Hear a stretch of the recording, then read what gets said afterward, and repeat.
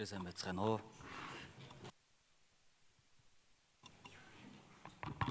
Нэг хоёр сонсогдож байгаа бах те. За энэ ч ингээ гараад ирсэн чи ерөөсөө альж чулуунаас илүү ахын дүүснэр маань бүр томоор харагддаг юм байна.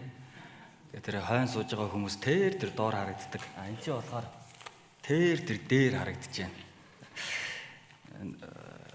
Нэг пастор маань одоо тэр пасторыг санаж шүү.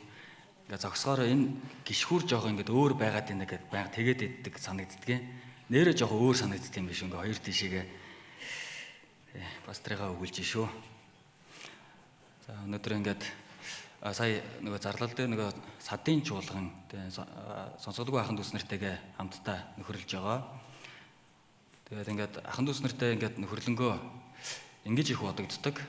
Тэгээ өөр чуулган дээр ч гэсэн хэлжээс нөгөө энэ хүмүүс ингээд яг өөрийнхөө чихээр 5 минут үг сонсох юм бол одоо үнэхээр гайхалтай санагдах байхаа тэр ахын дүүс нарт.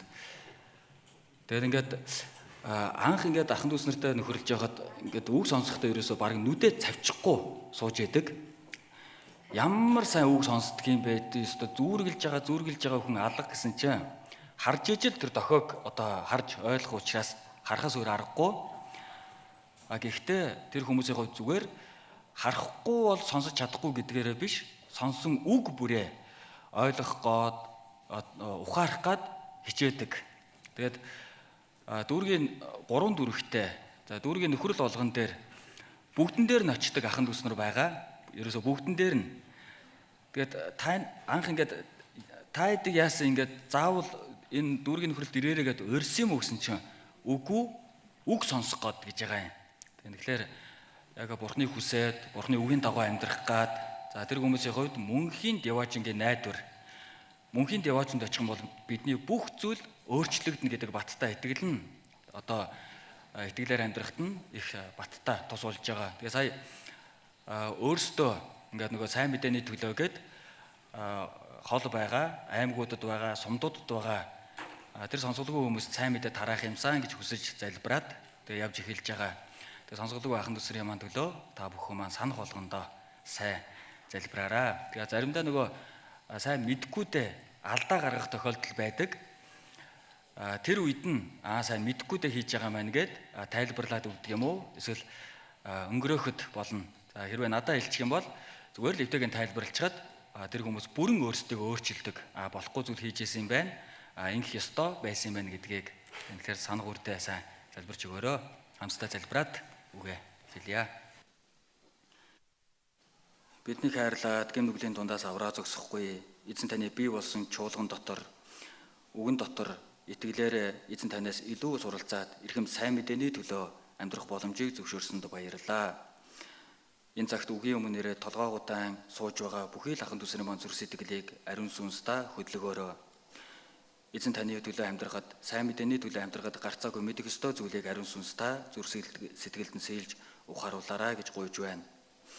Үгийг дамжуулж буй болон сонсож буй аль алийнхын зүрх сэтгэлийг хөдөлгөж ариун сүнстэй өөрийнхөө алдрын төлөө хамт байж ажиллана. Монгол чуулган маань зууны библийн семинартаа бэлдэж байгаа билээ. Бэлдээд хөдөлмөрлөж байгаа ахын дүүснэрийн маань хөдөлмөр золиосыг хоосон зүйлө байхгүй байхын тулд эзэн та өөрийн хүч чадлаараа ажиллана. Сайн мэдээ тарааж байгаа ахын дүүснэрийн маань ам үг хэлийг ч гэсэн та мэрэгэн байлгаж шантрахгүй тууштай байж чадахт нь та туслаарай. Сайн мэдээний төлөө нэг болоод хамтдаа хөдөлмөрлөж байгаа тэр нөхөрлөл дунд эзэн та тэр хөдөлмөр дунд өөрийнхөө хүч нэгүслээрээ хамт байгаарай.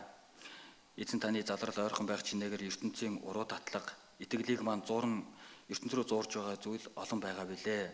Эзэн таны хүч нэгүсэл байхгүй л тусламж байхгүй л бол бид бүхэн өөрийнхөө хүчээр тэр болгоныг давж гарна гэдгийг гарч чадахгүй гэдгээ мэдэж байгаа билээ. Алхам тутамд нь та өөрийнхөө хүч нэгүслэр зууран барьж хүнийг тус бүрийг сахин хамгаалаарай. Энэ эрхэм цагийн эхнээс нь дуусах хүртэл эзэн таны хүчит модар даатгаад биднийг үргэлж хайрладаг Есүсийн нэрээр талархан залбирлаа. Амен. 55 дугаар бүлгийг гаргаад Исая 55 дугаар бүлгийг гаргаад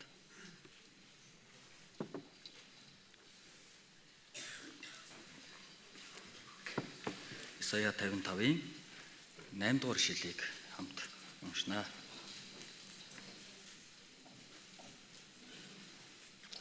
Исая 55 дугаар бүлгийн 8 дугаар ишлэлийг гаргасан бол хамт уншъя. Учир нь миний бодол санаа та нарын бодол санаа шиг биш. Миний замч та нарын замаас өөр гэж эзэн айлдаж байна. Ингээд хүүхэд өсөж байгаа ахын дүүснэр маань хүүхэд өсгөх их хэцүү те. За аауд бол ингэж хэлэх хэрэг байгаа болов уу? Ягаа бол. За ээжүүд маань байн хүүхдүүдтэйгээ хамт байдаг болохоор их хэцүү байх. Ингээд одоо хүүхдүүдээ ингээ харангаа одоо дотроо жоо нэг заримдаа нэг инээ түрээд заримдаа энэ арайчтай одоо тэнийг юмаа гэж бодогддох үе заримдаа төрдөг. Ингээ нэг чухал биш зүйлийг хадгалаад байдаг. Ингээд керма дүүрэн нэг хүнд ингээ өмдөнд шовтрох гэж байгаа юм шиг л ороод ирсэн. Гэхдээ наа чи юу байгаа гэсэн чи гоё юм байгаа би хадгалах гэж байгаа гэд. Гэхдээ юу үзье гэсэн чинь чулуу. Годомжны чулуу. За тэрийг одоо хүртэл хадгалж байгаа. За тэгээд ээж нь болохоор энийг хаяад өгөөч эн чин одоо хог болоод байна хөглөрөөд ин ихлээр хэрэгтэй штэ гэдэг. За тэр юмыг хадгалж ягаад 20 жилийн дараа мэ хэрэгтэй юм чин гэд хүүдээ өгөхийнсоо инээд нь хүрэх бах. Тэгэхээр ингээд нэг чухал биш зүйлийг чухал гэж бодоод яваад байгаа. За заримдаа ингээд нилээн ингээд хямарчихсан, хушуу нуунжчихсан тэр орон дээрээ сууж байгаа. Их л хэцүү байгаа бол л тоо. Гэхдээ яасан бэ миний хүү зүгээрүү гэхлээр тэр зовлон өөрийнхөө сэтгэлийг зовоож байгаа зүйлээ хэлж байгаа юм. За сонсоод үзэх юм бол мэдээж ингээд аман дээр хэлэхгүй л дээ. Дотроо л боддог. Нэг инээдтэй юм арай л зовцсон байж идэг. Гэхдээ тэрийг энийг одоо бодоод ингээд зовох шаардлага байна уу, байхгүй байна уу? Тэгэхээр ингээд хүүхдээ харангаа за магадгүй би ч гэсэн за амьдралыг мэдэхгүйгээсээ болоод итгэлийн амьдралыг мэдэхгүйгээсээ болоод за бурхныг дэндүү мэдэхгүйгээсээ болоод хэрэггүй зүйлийг хэрэгтэй гэж бодоод зовлон биш зүйлийг зовлон гэж бодоод цагаа нэг зориулах шаардлагагүй зүйлийг бүхий л цаг мөчөө зориулах ёстой юм шиг хамгаал байдаг цагаа зориулчих тохиолдол зориулдаг тохиолдол байдгийн байна да гэж бодогдсон. За өнөөдөр хамтдаа за хүний бодож байгаа миний бодож байгаа амьдрал. За тэгвэл бурхны харж байгаа хүний амьдрал. Ингээд энэ үгийг ингээд бэлдэнгээ за тунгаан бодонгоо бас олон үгүүдийг сонсонгоо өөрийгөө эргэж харсан нэрээ би чинь нэрээ бусдыг яг юу гэж бодоод энэ амьдралд маань тохиолдож байгаа зовлонг яг юу гэж хараад идэг юм болоо. За бурхны зүгээс өөрийгөө харахгүй бол за намайг хайрлаж байгаа бурхны зүгээс надад өгж дүүргэж байгаа бурхны зүгээс ямар их зүйлийг авснаа бодохгүй байх юм бол санахгүй байх юм бол мартчих юм бол надад зүгээр ийм юм байхгүйгээд зовоод тийм юм байхгүйгээд зовоод шаналж суужих боломжтой юм байна да.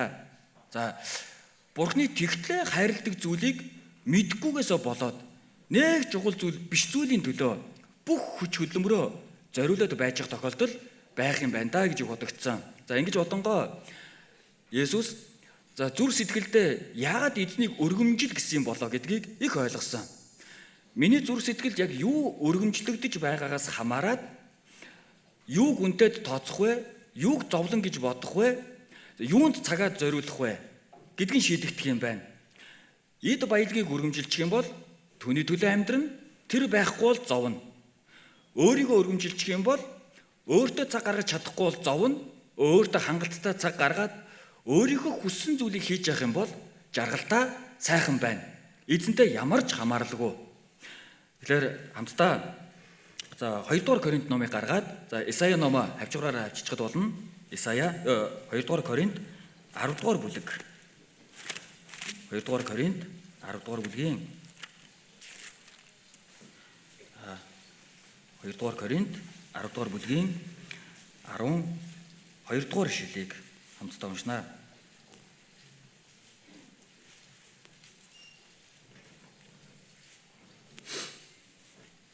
За хамт уншъя. Тиймээс өөрийгөө уушлаарай. 2 дугаар Коринт. За би 1 дугаар Коринтыг гаргаад буруу харсан байна уушлаарай. За 10-ийн 12 дугаар ишлэлийг Учир нь бид өөрсдийгөө магтдаг хүмүүсийн тоонд орохыг, тэдэнтэй өөрсдийгөө харьцуулахыг эс зүрхлэнэ. Тэд өөрсдөө хэмжиж, өөрсдийгөө өөрсдөө харьцуулдаг нь ухаангүй ажээ гэсэн байна. За энэ ч Паул зэмлэж хэлж байна. За бусдыг өөртөөгөө харьцуулаад өөрийгөө бусадтай харьцуулж хараад байгаа. За хүн бурхны зүгээс өөрийгөө харахгүй, за бурхны зүгээс бусдыг харахгүй болоод эхлэхээр бусадтай өөрийгөө харьцуулаад зовоод жаргалтай байна гэд хэмжүүрээ тогтоочдөг. За одоо түрүүн хэлсэн за манай хүүхдэд битгий хэлээрээ. Манай найз дуута гэлэгж байгаа юм. За манай найз скутертэй гэлэгж байгаа юм.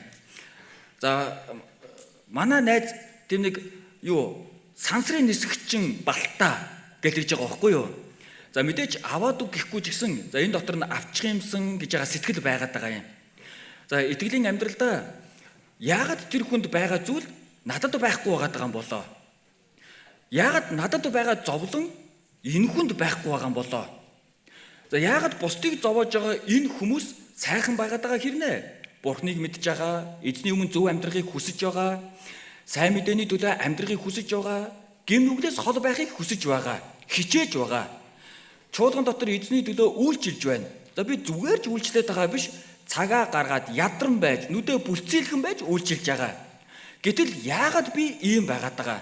Яагаад миний амьдрал ийм байгаад байгаа? За гэтэл Паул энэ нь өөрөө мунхаг бодол, мунхаг юм а гэж байгаа юм. Энэ ертөнцийн хүмүүс яг тийм. Ерөөсөө эзнийг мэдэхгүй байгаа учраас, бурхныг мэдэхгүй байгаа учраас машинтай, байртай, за бусдаас илүү гоё зүйлтэй болохоор би жаргалтай байна. Бүх юм надад байна. За өөрт нь байгаа зүйл бусдад байхгүй бол дээрээс нь хараад жоох нэг үл тоогоод ерөөсөө бурхныг мэдэхгүй байгаа болохоор бусадтай өөрийгөө харьцуулдаг. Бид нар Лук номдэр гарч байгаа фарисеийн залбирлыг мэднэ. Фарисей хүн зогсоод өөртөө залбирж байгаа юм. Өөрийгөө хараад өөрийнхөө өнцгөөс бусдыг харж байгаа. Би залхаа шудраг бус завхаа биш. Гэхдээ энэ татвар хураагчч биш.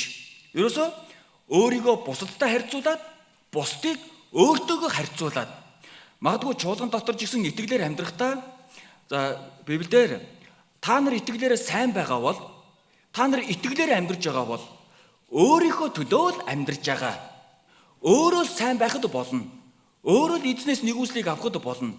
За гэтэл өөртөөгөө бусдыг харьцуулаад тэр болохгүй байна. Энэ буруу байгаад байна. Би ингэж байгаа юм чинь. Ерөөсөө эзнийг мэдэхгүй байх юм бол эзний зүгээс, бурхны зүгээс чуулганыг ахын дүүслэрээ харахгүй бол зовхон байна, шүүж шөмжлөх нь байна. За бид нар одоо аливаа байгууллагт ажиллаж байгаа хүн байгаа бах. За байгууллагын дарга байна уу? Гараа өргөрөө гэвэл хэд хэдэн хүн өргөжж магадгүй, өрөхгүй ч гэж магадгүй. Одоо юу гэдгийг даруухан учраас. За гэхдээ за байгууллага яг тарах төхөөд ирсэн чинь үйлчлүүлэгч ороод ирж байна. Байгууллагын дарагт ямар байх бол? Яг тарах гэж байгаад үйлчлүүлэгч ороод ирж байгаа юм. Байгууллагын дарагт ямар байх вэ? Дарагнараа гэдэг. Мэдээж сайхан байна шүү дээ, тий? Гэлзуулч хийчээ. Яг хувцас өмсгөөл нөгөө шүүгээрөө явж исэн ажилчдад ямар байх бол? Яг тарах гэж байгаа чинь гэл ингээ жоохон бачимдах байх. Дараагийн төлөвлөгөө, дараагийн хийх гэж байгаа зүйл бодогдоод. За тэгвэл итгэлийн амьдралд энэ чуулган дотор сайн мэдээний төлөө амьдарж байгаа, чуулган дотор эзний төлөө үйлчилж байгаа. Бид нар яг адилхан. Эзний зүгээс харах юм бол энэ зовлонч сайхан за ийм байна. За гэрийн эзний зүгээс харах юм бол тэр буланд байгаа хогийн сав халиад асгарцсан байна. Заавал хаях ёстой зүйл. Харин гэрийн эзэн биш өөр нэгэнд нь за тэр хогийн савтай хог хальцсан байвал за тэгээд одоо нэг нь хальцсан байна уу да? За нэг нь хайчих бах та би яарж байгаа юм чинь. За үүндээ бодохчгүй хажуугаар өнгөрөх зүйл байгаа. Тэгэхээр бид бүхэн альва зүйлийг өөрийнхөө амьдралыг сайн мэдээний төлөө зовж байгаагаа надад даалгагдсан сүнснүүдэд сайн мэдээ тараах сэтгэл маань халуун байна уу гүй байна уу? Би өөрийнхөө өнцгөөс хүний өнцгөөс хараад байна уу? Эсвэл Бурхны зүгээс, Бурхны өнцгөөс хараад байна уу? За тэгвэл Есүс бүх хүнийг аврагдаасаа гэж хүсэж байсан, амиа өгсөн. За тэгвэл бид нар Бурхны зүгээс өөрийг маань зовоогоод байгаа хүмүүсийг харах юм бол юун үзэн ядах, юун дургуутсах, эсвэргээрээ сүнсийг нь хайрлах сэтгэл төрнө, яаж хийж яагаад сайн мэдээ тараах сэтгэл төрнө. Бид Монгол чуулганууд зуны Библийн семинартаа бэлдэж байгаа. За тэгвэл эзний зүгээс харах юм бол, сайн мэдээ тараагчийн сэтгэлээр харах юм бол, бүх хүмүүсийг аврагдаасаа гэж байгаа хүний өнцгөөс, Бурхны сэтгэлээс, Бурхны өнцгөөс харах юм бол энэ өдөр бүр яаж өнгөрөх болоо? Энэ залбирахтаа юуны төлөө залбирах болоо? Тэр сайн мэдээ тарааж байгаа хүмүүсийн сэтгэлийг бэлдэхдээ яаж бэлдэх болоо? Мөн үйлчлээд за Улаанбаатар төв жуулган за Бурханд үнэхээр талархаж байгаа нь төв жуулганд анх ирнэ гэхдээ их айжсэн, их чичиржсэн. Одоо яана. За гэхдээ дотроо талархал байсан. Одоо мэдээж ингээд дандаа жаргалтай байхгүй байгаа ч гэсэн үнэхээр сайхан байгаа. Юу гэхээр хаан цугларт болно. Ахан дүүс залуучууд, аав ээжүүд анхаарч яадаг, үйлчилж яадаг. Гэхдээ заримдаа хитрхи үйлчилсээр байгаад ядраад за ядарснаасаа болоод өөрийгөө ойлгохоо байгаад хитрхи ядарснаасаа болоод итгэл маань яагаад ингэ хурцчихв, яагаад ингэ бүлбүр болчихв гэд андуураад явчих үедээ гэж их бодогддог. За тэр хэрээрээ хөдөлмөрлөж байгаа. Тэр хэрээрээ хүчээд ажиллаж байгаа.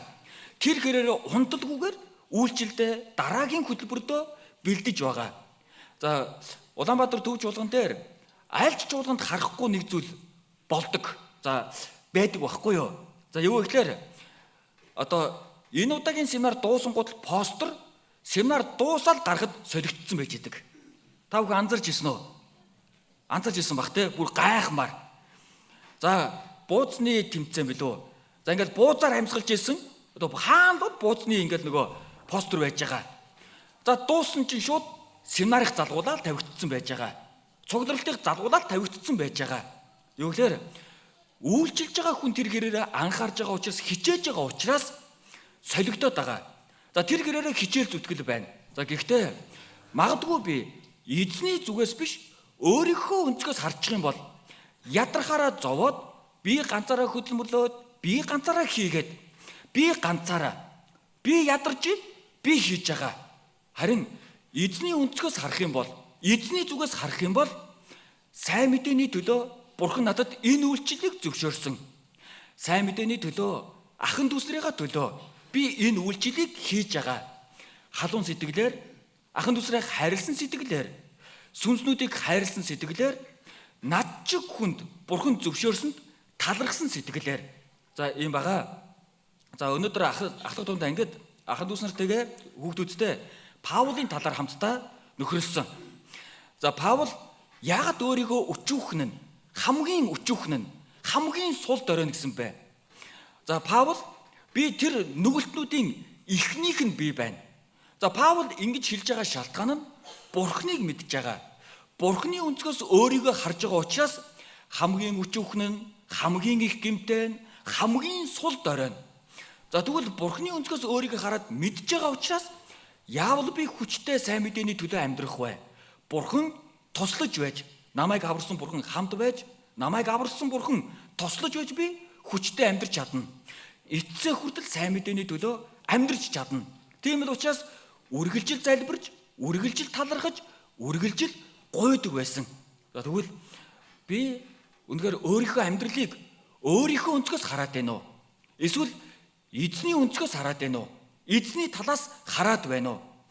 Бид нэр Мойсег мэднэ. За хамгийн сайн мэддэг хүмүүсийн хувьд хүмүүсийн нэг нь итгэлийн баатруудын нэг нь Мойсе. Еврей 11-р бүлгээс харах юм бол уул нь фараоны охины хүү байгаа юм. Хэрвээ тэнцэнэ амьдрсан бол, хэрвээ тэгээд амьдраад үлдсэн бол зовох шаардлага ерөөсөө байхгүй. За гэтэл Мойсе энэ хааны эд эрх дарахаас татгалзаад Бурхны ард түмэнтэй ард үзэгдсэн нь дээр гэж харсан. Тэгээд зүл рүү явчихсан. Шалтгаан нь тэр шагнал руу харж байлаа. эзний зүгээс өөрийгөө харахад, эзний өнцгөөс өөрийгөө харахад энэ фараоны хүүхдээр амьдрна гэдэг нь үн цэнэгүй, дуусах зүйл, хоосон зүйл байгаа.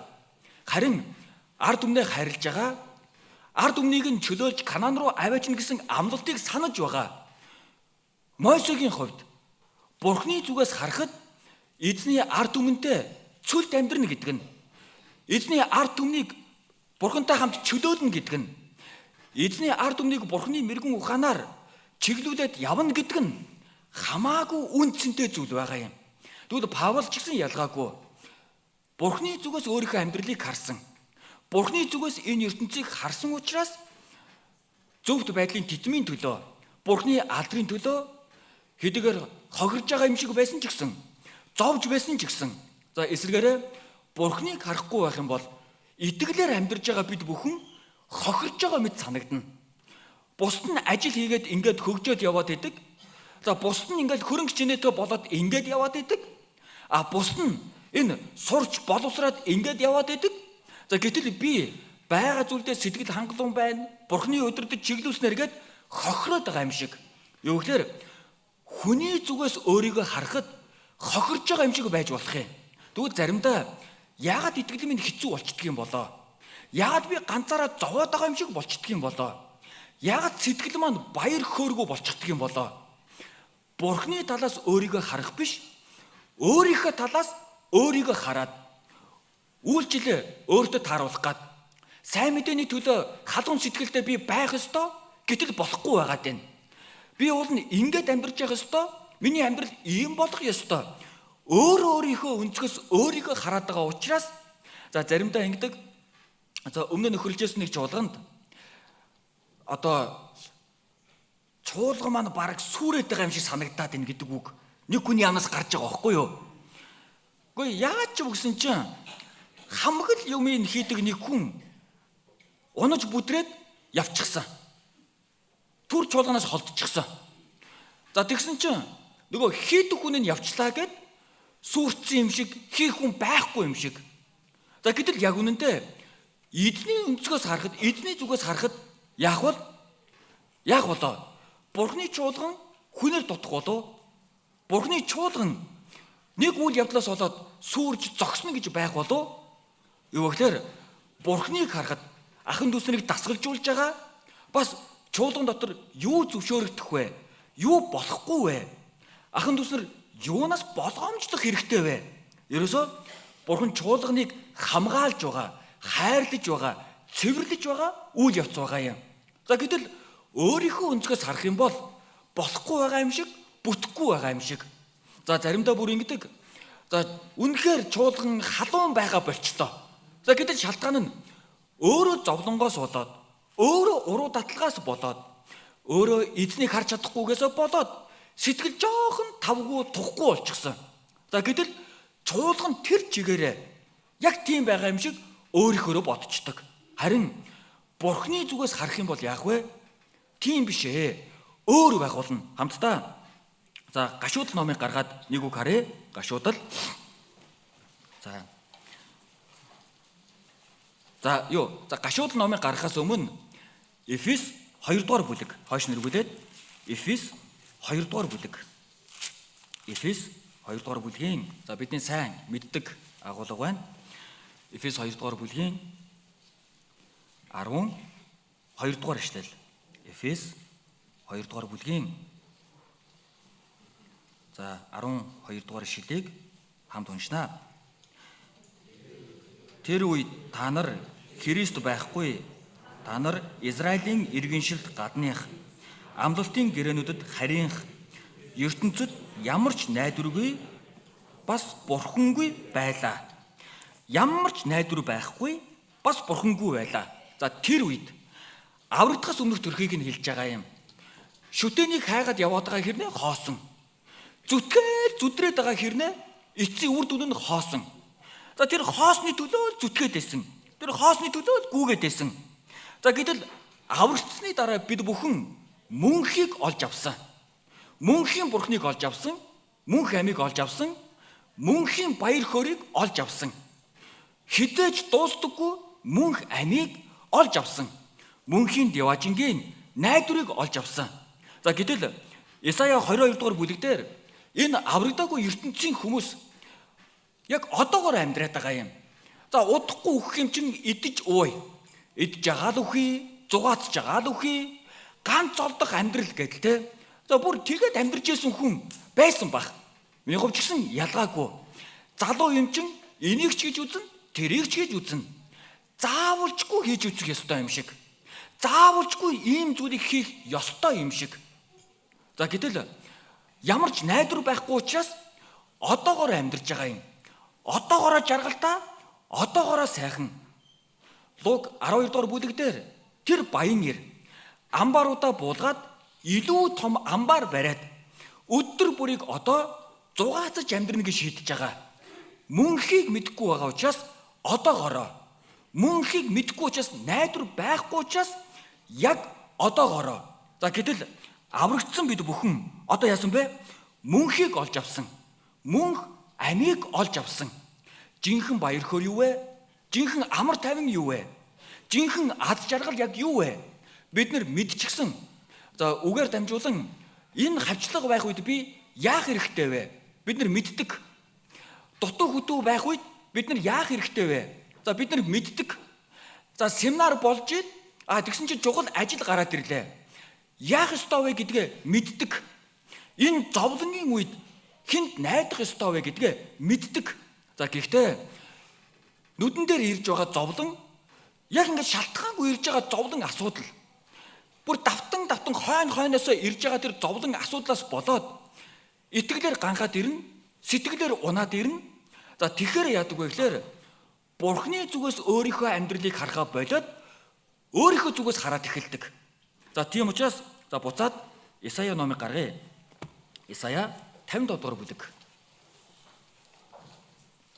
Исая 55 дугаар бүлгийн 8 дугаар шилийг дахиад хамт уншъя. Учир нь миний бодол санаа та нарын бодол санаа шиг биш. Миний замч та нарын замаас өөр гэж эзэн айлдж байна. За энэ ч эзний бодол хүний бодолтой адилхан биш. Эзний зам хүний замтай адилхан биш. За өөрөөр хэлбэл шоргоолц. За шоргоолцыг харахад шоргоолц бол үнэхээр чухал үнэхээр хөдөлмөрч амьтан штэ тий. Гүгээл байдаг. Ерөөсө гүгээл байгаа байхгүй юу? За тэгээд үүр нь шоргоолцны хувьд их агуу санагддаг баг. За гэтэл дээрээс нь харж байгаа хүний хувьд ямар байх вэ? Шоргоолц яг ямар ажил хийж байгаа вэ? Өөртөө л чухал. Шоргоолцны үүр тийм агуу том болов. Өөртөө л их л мундаг том үүр барьчихсан. Өөртөө л хичээгээд байгаа. Өөртөө. Шоргоолцны хувьд хамгийн чухал ажил нь хоол хүнсээ цуглуулах. Шоргоолцны хувьд хамгийн чухал ажил нь үүрээ хамгаалах. Шоргоолцны хувьд хамгийн чухал ажил нь яг одоогоороо амьдрал нэг дутагдчихгүй амьдрал байж ах. Хоолтой ундтаа. Мэдээж ажилсаг ч гэсэн. Мэдээж итгэлийн амьдралдаа бид нар сурах зүйл шоргоолцоос сурах зүйл их байгаа ч гэсэн. За гэхдээ хүнтэй харьцуулахад шоргоолцны хийж байгаа зүйл өөрөө. За тэгвэл яг үүнтэй адилхан хүний бодлоос Бурхны бодол хамаагүй өндөр гэж байна. Тэгэхээр Бурхны өнцгөөс Бурхны зүгээс өөрт тохиолдож байгаа зовлонгоо харах юм бол Бурхны зүгээс өөртмөө тохиолдож байгаа энэ үл ойлгогдох асуудлуудыг харах юм бол амархан даваад гарна. Энэ чинь зовоодох хэцүү байх зүйл ерөөсөө биш байхгүй юу? Паул Үлс 14 дугаар бүлгээс харах юм бол Лустрт ороод чулуу шидүүлээд гараа явж байгаа. Хөөгдөж байгаа юм. Гараж хаягдж байгаа юм. Буцаад Лустр руу ордог. Ерөөсөө Бурхны сэтгэлээр орж байгаа юм. Бурхны хайрыг өөртөө тээжсэн учраас аврагдаагүй сүнсний төлөө, Бурхныг мэдгүй өрөвдөлтөө сүнснүүдийн төлөө буцаад орж байгаа юм. За тэгээд Лустраас гараад дээд нутгуудаар буюу Галатийн нутгуудаар явсаар агаад Сирийн Антиох илгээгдсэн чуулган руугаа буцдаг. Явах замаараа бид бүхэн олон зовлон туулж байж Бурхны хаанчлалыг үзнэ. Бурхны хаанчлалд орно. Сайн мэдээний төлөө зовноо. Олон ч удаа зовох болно. Тэр зовлонгийн эцэст биднэрт мөнхийн найдвар байгаа шүү. тайвшруулж, тайтгаруулж явж байгаа. За гэтэл олон зовлонгоосоо болоод, олон асуудлаасаа болоод мартчихдаг.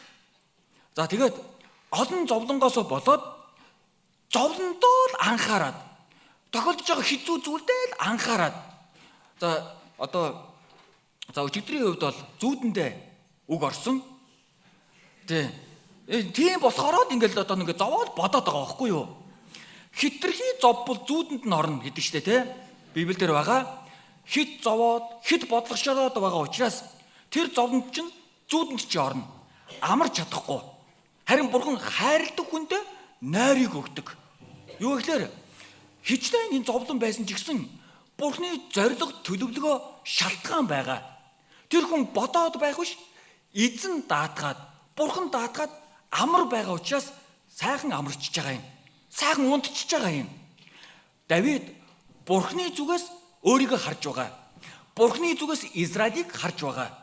Бурханы зүгээс өөрийнхөө зовлонг харж исэн учраас би зовлоо гэд, би ориллоо гэд, би тэмцлээ гэд, би шаналлаа гэд болохгүй гэдгээ мэдж байгаа учраас амар байгаа юм.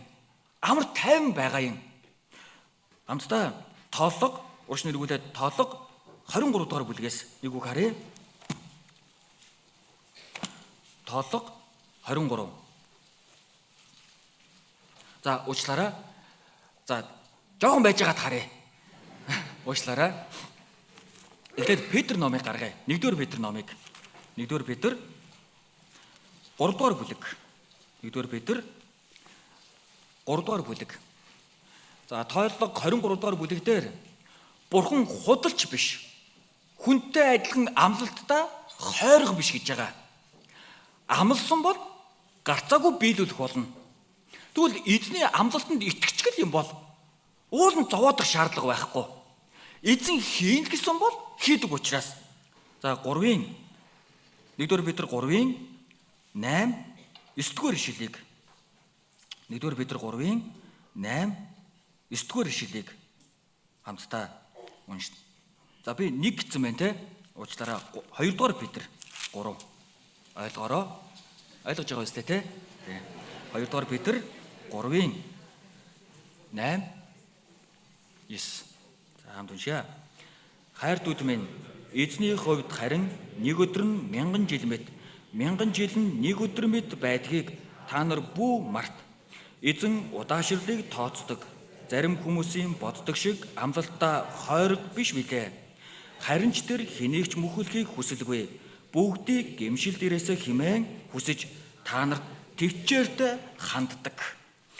За энэ ч Бурхан хүлээж байгаа шалтгаанаа хэлээд 8 дугаар шилдээр нь уул нь ойлгох юм бол үнэхээр тайвшрал болохоор үг гэж гарч байгаа юм.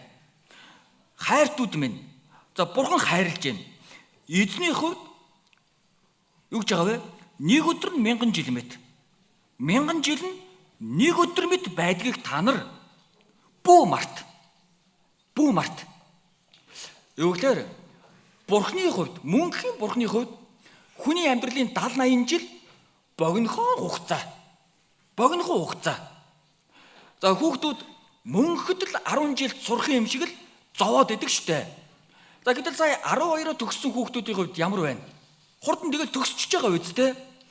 Энэ зовлон гэдэг нь, энэ асуудал гэдэг нь мөнхөд байна гэж бодоод идэг. Бурхныг мэдэхгүй болохоор ганцаараа л зовоод байгаа. Их л зовоод байгаа. За гэтэл мөнхийн Бурхны хувьд миний амьдрал өчүүхэн юм бол Библийн олон газар хүний амьдралыг уур манандаа зүрлэж байгаа. Цэцэг ургаад хаттагдал адилхан. Бүр шөнийн манадаа адилхан зүрлэж байна. Нэг л мэдгэд өнгөрдөг гэж байгаа юм.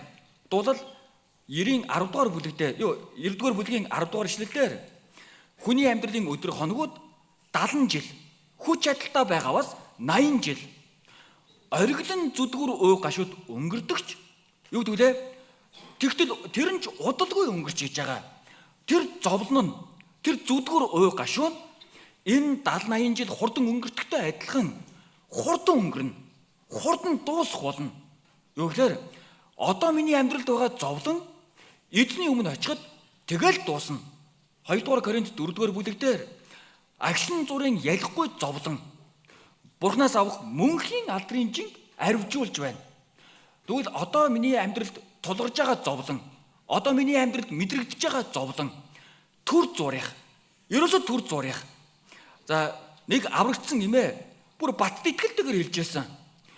Өнөөдрийн хүртэлх амьдрал маань үнэхээр хурдан байлаа. За тэгээд ингэж байна. Одоо ч гэсэн зовж гин, өвдөг өвдөө зовж гин, уушиг өвдөө зовж гин, даралт ихсэд өвдөж зовж гин. Тэгэхдээ хурд тэгэл Бурхны өмнө удахгүй очино гэж бодохоор л сайхан байна. Сайхан байна. Юу гэхээр Бурхныг мэдгүй амьдрал дундаа шүд өвдөх нь аимшигтай зовлон. Бурхныг мэдгүй амьдрал дундаа дутуу хүтүү амьдрах нь үнэхээр том зовлон. Харин эзнийг мэддэг хүний хувьд энэ зовлон төр зурих. Яг л өдөр өнгөрдөг шиг, яг л цэцэг хагддаг шиг, яг л энэ өнөөдрийн хүртэлх амьдрал маань нэг л мэтгэд өнгөрөөд харвсан сум шиг өнгөрсөн шиг энэ зовлон ч гэсэн мөнхийн их бишээ, үрд их бишээ гэдгийг мэдж байгаа учраас амар тайван байдаг. Тэгвэл энэ ч эзэн хэлж байна, хайртууд минь, хайрлж байгаа хүмүүстэй 1000 жил нь нэг өдөр мэт, Бурхны хувьд 1000 өдөр нь юу вэ? 1000 жил нь нэг өдөр мэт өнгөрдөг. Тэгвэл миний амьдрал ч гэсэн ялгаагүй. Өнгөрсөн удаа та бүхэн сонсч байсан баг. Нэг сонсголгүй ах маань олон жилийн өмнө л доо нэг 10 гаруй жилийн өмнө үнэхээр хэцүү байна. Үнэхээр зовлонтой байна. Ажил олдохгүй. Автобусанд орохоор харилцаа гэж бөөн асуудал. Гэр бүл маань ч намайг тоохгүй байх шиг байна. Гэр бүлээ тийжээ ихлээр ажил надад өгөхгүй маа. Өөдөөс нь тохоогоор ярихаар аан заазаа ойлголоо яв гэл явуулцдаг. Яах вэ? За гэтэл зөвлөгөө авсан. За зөвлөгөө өгсөн пастор зүгээр энгийн зүйлийг хэлсэн. За та зовж гин үү те? Зовж гин. Та аврагдсан уу? Би аврагдсан. Та үхэд хаашаа явах вэ? Диваачн руу явна. Тэгвэл зовох шаардлага байна уу гэсэн чинь нөгөө ах яасан гэж тийм байж баярлаа гэж гараа явж байгаа. Тэгэл зовлон дуусж байгаа. Нэг л өдөр би нэрээ Бурхны өмнө очино. Бурхны өмнө очиход энэ ертөнцийн зовлон бүгд дуусна. Энэ дутуу хүтүү зовлон гачигдал өвдөлт зовөр бүгд л энэ газараа үлдэх учраас нэрээ би юундаа зовох вэ? Бурхны зүгээс өөрийгөө харсан, Бурхны зүгээс өөрийнхөө зовлон харсан. Түр зурих гэдгийг нь мэдсэн, өнгөрөн одно гэдгийг нь мэдсэн. Амар тайвнаар дүрж байгаа. Харамсалтай нь ертөнцийг бүх зүйл гэж бодоод эхлэхээр л хүн зовдөг. Номлогчийн үгс номоос харах юм бол Соломон хаан бүх зүйлийг эдэлж, бүх зүйлийг өөрийн болгож үзсэн. Нэгдүгээр бүлэг, хоёрдугаар бүлгээс нь харах юм бол өөрийнхөө төлөө цуглуулсан. Өөрийнхөө төлөө бүхнийг цуглуулсан. Нэгдүгээр бүлгийн 7-оос ахуулаад харах юм бол энэ нүдээ баясгах гэж олон зүйлийг харсан.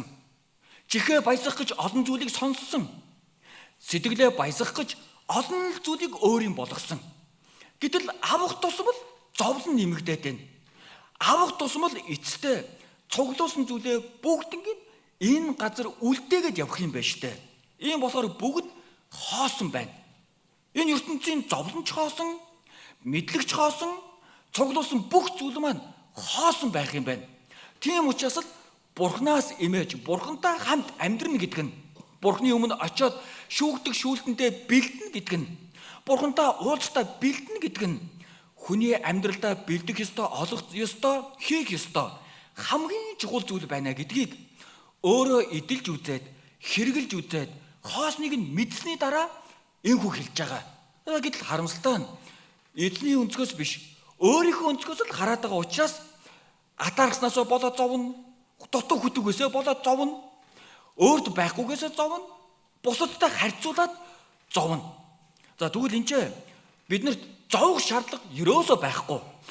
Эзэн мэдэж байгаа, эзэн харж байгаа. За тэгээд энэ зовлон нь түр зурих, өнгөрөх болно гэдгийг хэлж байгаа. За Библиэлд Даниэл, за хамтдаа Даниэл номыг гаргаад Даниэл 6 дугаар бүлгийг гаргаад нэг үг харъя. Олон ахын дүүснэрийн маань за итгэлийн үлгэр дуурал болсон нэгэн байгаа Даниэл. За Даниэл 1-р бүлгээс 6-гийн 1-ээс ахуулаад харах юм бол за Даниэл 3 хаанчлалыг үзэж байгаа юм. За гэхдээ тэр хаанчлал болгон дээрээ өндөр албан тушаалтай. За гэтэл 6-аас ахуулаад ингээ харах юм бол тэр улсын за 3 том сайдын нэг нь Даниэл. За гэтэл хаан удахгүй Даниэлаар өөрийнхөө хаанчлалыг захируулах шийдвэр гаргах гэж байна. Гэтэл Даниэлд атаархаж байгаа түшимдүүд нь нийлж агаад Даниэлийн эсрэг хуйлдаад нэг хууль батлуулдаг штэ тий. Мэдэх бах тий.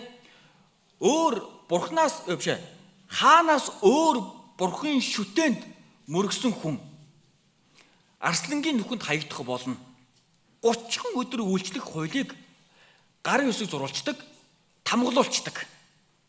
За гэтэл энийг сонсоод за Даниэлд хийсэн буруу зүйл байхгүй. Бурхныхаа өмнө зөв шударгаар амьдарч байгаа юм. Өөсөв хайсан ч Бурханд итгэж, Бурханд найдаж, тэ Бурхны өнцгөөс харж байгаа учраас шударгаар амьдарч байгаа юм. Бурхан дүүргэсэн, Бурхан мэрэгэн ухааныг өгсөн. Өргөмжилж байна. За гэтэл тэр хүмүүс нийлж агаад энэ итгэлтэй холбоотой л энэ хүнийг унгаахгүй бол хаашааш зүйл энэ Даниэлд алга. За тэгээд энэ хүмүүс Даниэлийг өдөр бүр Бурханд хандаж залбирдаг гэдгийг нь мэдэж байгаа. Бурханд залбирахгүй өнгөрнө гэж байхгүй. Үүнийг мэдж байгаа. За яг үнэндээ энэ хүмүүс за нэг ганцхан 7 хоног. За бүр ганцхан өдөр өөр Бурхандад мөрөх юм бол арслантаа нүхэнд хаягдана гэдэг хуулийг батлуулсан ч өөртөө онно гэдгээ мэдж байгаа. Яг тэгэхээр Даниэл залбирж байгаа үед ирээд хараад байж байгаа байхгүй юу? Мэдж байгаа. Шууд л хаанд очиж ховлж байгаа юм. За гэтэл энэ байдлыг мэдсэн хэрнээ. За харах юм бол тэрхүү за 8-ын Даниэл 6-гийн 10 дугаар шүлгийг хамт уншъя. Тэрхүү албан бичиг захирамжинд гарын үсэг зурагчныг Даниэл мэдээд гэртээ хариу. Тэгээд Иерусалимийн зүг харсан онгорхоо цогтой дээд давхрын өрөөндөө орж урд хийж байсан ёсороо өдөр бүр 3 удаа өвдөх сүгдэн Бурхныхаа өмнө залбирэн талархал өргөсөөр байлаа. За энэ ч мэдсэн хэрнээ. Яаж байгаа вэ? Яг л урд хийж байсан ёсороо. Намайг гүтгэж ийн гэдгийг мэдсээр хэрнээ хайрлаа.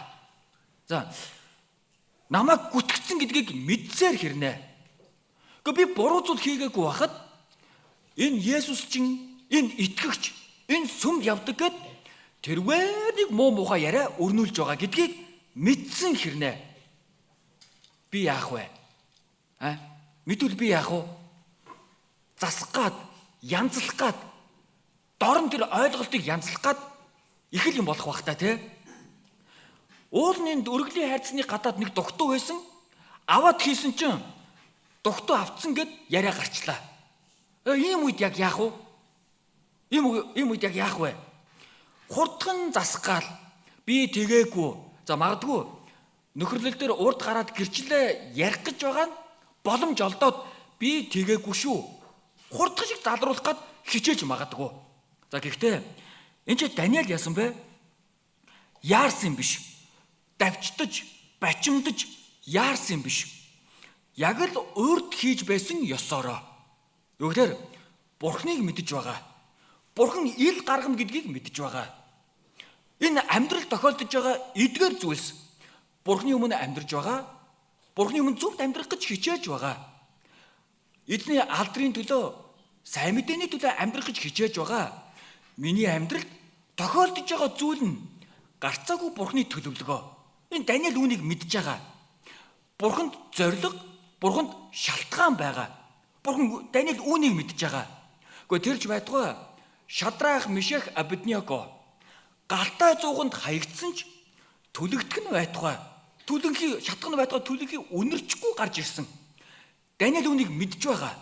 Тэгвэл өөрт нь тохиолдож байгаа энэ зүйл ч гэсэн Бурхны төлөвлөсөн сайн төлөвлөгөө гэдгийг мэдж байгаа учраас давчилсан юм биш, яарсан юм биш, чимээгүй хүлээж байгаа.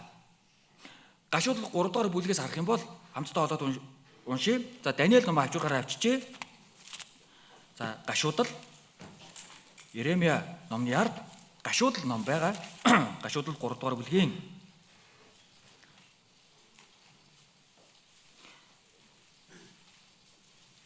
25-аас 28 хүртэл хамт уншъя. 25-аас 28. 933 дугаар удас. За гарсан бол хамт уншъя. Хүсэн хүлээгсэд хийгээд өөрийг нь хайгсдад эзэн сайн.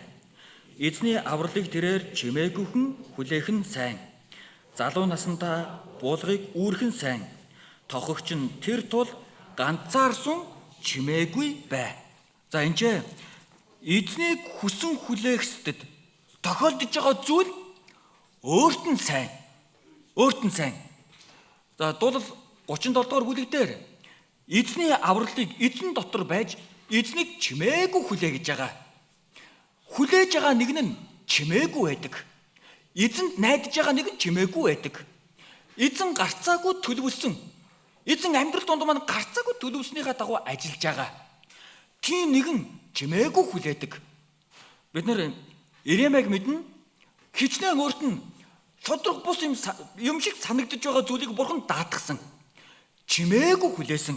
Энд ч гэсэн Иремья эзнийг хүлээсэд хийгээд өөрийг нь хайгсдад. Иремья өөрөө ийм нэгэн байхгүй юу? Залуу насндаа буулгыг үүрхэн сайн. Энэ өөрт нь тохиолдож байгаа зовлон хэлж байгаа юм. Тохогч нь тэр тул энэ санамсаргүй энэ надад ирээд байгаа биш. Зүгээр тохиолдлоор энэ зүйл надад ирээд байгаа биш. Энэ зовлонч бай.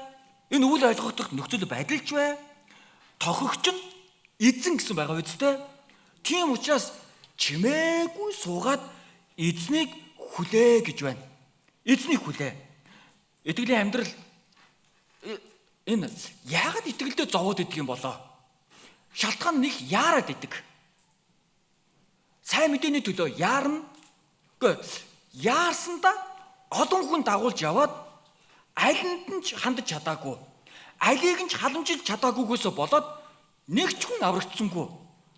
Яарснаасаа болоод эцсийн үр дүнд нь зовцсон сууж идэг. Гэхдээ яарснаасаа болоод тэр хүн нэгж дагуулж яваад, энэ хүн нэгж дагуулж яваад тэр хүнд ч хилээд. Гэтэл эзэн төвчээртэйгээр тууштайгаар 1-р Коринт 15 дугаар бүлэг дээр эзний үйл хэрэгт бэлхэн бай. Хайрт хүмүүс минь. За олоод уншаад үзгөө. 1-р Коринт 15 дугаар бүлэг. 1-р Коринт 15-ын за олж амжихгүй байх юм бол зүгээр Библийг орхиод сонсоход болно. За 58-ыг би уншъя. Та бүхэн сонсоход болно. Тиймээс хайр ах トゥ нар минь та нарын зүдрэл зүтгэл эзэн дотор хоосон биш гэдгийг мэдэж тууштай байж говьж давилгүй эзний үйл хэрэгээр үргэлж бэлхэж бай. За энэ ч хайр ах トゥ нар минь энэ зүдрэл зүтгэл чинь эзэн дотор хоосон биш ээ гэдгийг хэлээд тууштай байж төвчээртэй байж энэ төвчээргүүдээ тууштай байж чаддгүй штэ. Тууштай хайрлаж, тууштай уучлж, тууштай эзэнт найдаж байж чадахгүй бол яарад энийг ч нэг хийж үзээд, яарад тэрийг ч нэг хийж үзээд. Тэгвэл энэ ч эзний үйл хэрэгээр бэлхэн бай. Бэлх. Тэгтээ тууштай говьж давихгүйгээр, яаралгүйгээр. Даниэл хэдийнэ өөрийнх нь эсрэг албан бичигт гарын үсэг хэдийнэ зурдсан. Тэрийг тайлхгаал, тэр алдаагийн ингээд засгаал, тэр буруу ойлголтыг засгаал. Хаан минь угаасаа ингэсэн байхгүй юу? За магадгүй хаан дээр очиж гомдол мэдүүлсэн ч хаан ойлгоно. Хойшоо уншаад үзэх юм бол ойлгохоор байгаа. Даниэлийг амьд үлдээх гэж үзэж байгаа. Үзээд байгаа байхгүй юу? За гэтэл Даниэл тэгсэн юм биш ээ. Чимээгүй хүлээсэн. Урд хийж байснаа чимээгүй хийсэн. Үргэлжлүүлээд хийсэн. Тэгэхээр эзнийг мэдчих юм бол эзний зүгээс өөрийнхөө амьдралыг харах юм бол хүн яарахгүй, чимээгүй хүлээн. Зовлон ирсэн ч яарахгүй, чимээгүй хүлээн. Мэдээж сэтгэл яагаад ингэсэн бол, яагаад тэгсэн бол, яагаад ингэж байгаа юм бол бүр ингэж давчигдсан явж идэг. Бүр нэг орох гарах газараа бүр хайж ядаад энэ яач юу? Энэ юу болч юу? Яагаад ингэж байгаа ингээд л. Саул хаан 1-р Самуэль 13 дугаар бүлгээс харах юм бол Самуэль 7 хоног хүлээж гэж байгаа юм. 7 хоног хүлээжээ. Дахиж Самуэль ирээд дахил өргөх болно. Гэтэл Саул хаан яасан бэ? Ард түмэн буцаж байгааг хараад тэр дайснууд нэрээд хуарагнаад буучгсан байгааг хараад 7 хоногийг яг дуусгав гэтэл үгүй. Яраад дахил өргөх малыг аваад ир. Тахлыг аваад иргээд дахил өргөчж байгаа юм. Яарснасаа болоод эзнийг хүлээж чадаагүй. Эзнийг харж чадаагүй. Эзний зүгээс өөрийгөө харж чадаагүй. Израилийг харж чадаагүй. Гэтэл Самуэль ирээд Самуэлээр дамжуулан Саулыг зэмлэж байгаа юм. Яруу нэгэнд шалтгаан байхгүй. Бөө шалтгаан байдаг штэ тий. Саул дараад нь ард түмнээс айсан, тэрнээс болоод ингэсэн. Энэ ард түмэн над руу дайрахгүй гэж би айсан. Ийм учраас тэгсэн. Нөгөө яруу тавчуухан өөрийнхөө хийчээд дараад нь хэлэх шалтгаан хэлэх үг зөндөө байдаг. Гэтэл эзний өмнө харах юм бол эзний зүгээс бурхны зүгээс өөрийгөө харах юм бол чимээгүй хүлээж чадна. Эзэн ажиллана гэдгийг бид нар Йосефт бурхан мөрөөдлийг өгсөн. Шууд биелүүлээгүй хүлээсэн штэ. Мойсег бурхан дуудсан, сонгосон. Гэхдээ бас л хүлээсэн. Израилийн ард түмнийг Египтээс гаргаад амлсан Канаан руу оруулсан. Гэхдээ хүлээсэн. Гэхдээ тэр хүмүүс яаж хүлээсэн бэ? Эзний зөвшөөрснийг дуулууртаар хүлээж аваад, баяртайгаар хүлээж аваад, Потифарын гэрт боолболж зарагдсан ч чимээгүй л хүлээсэн.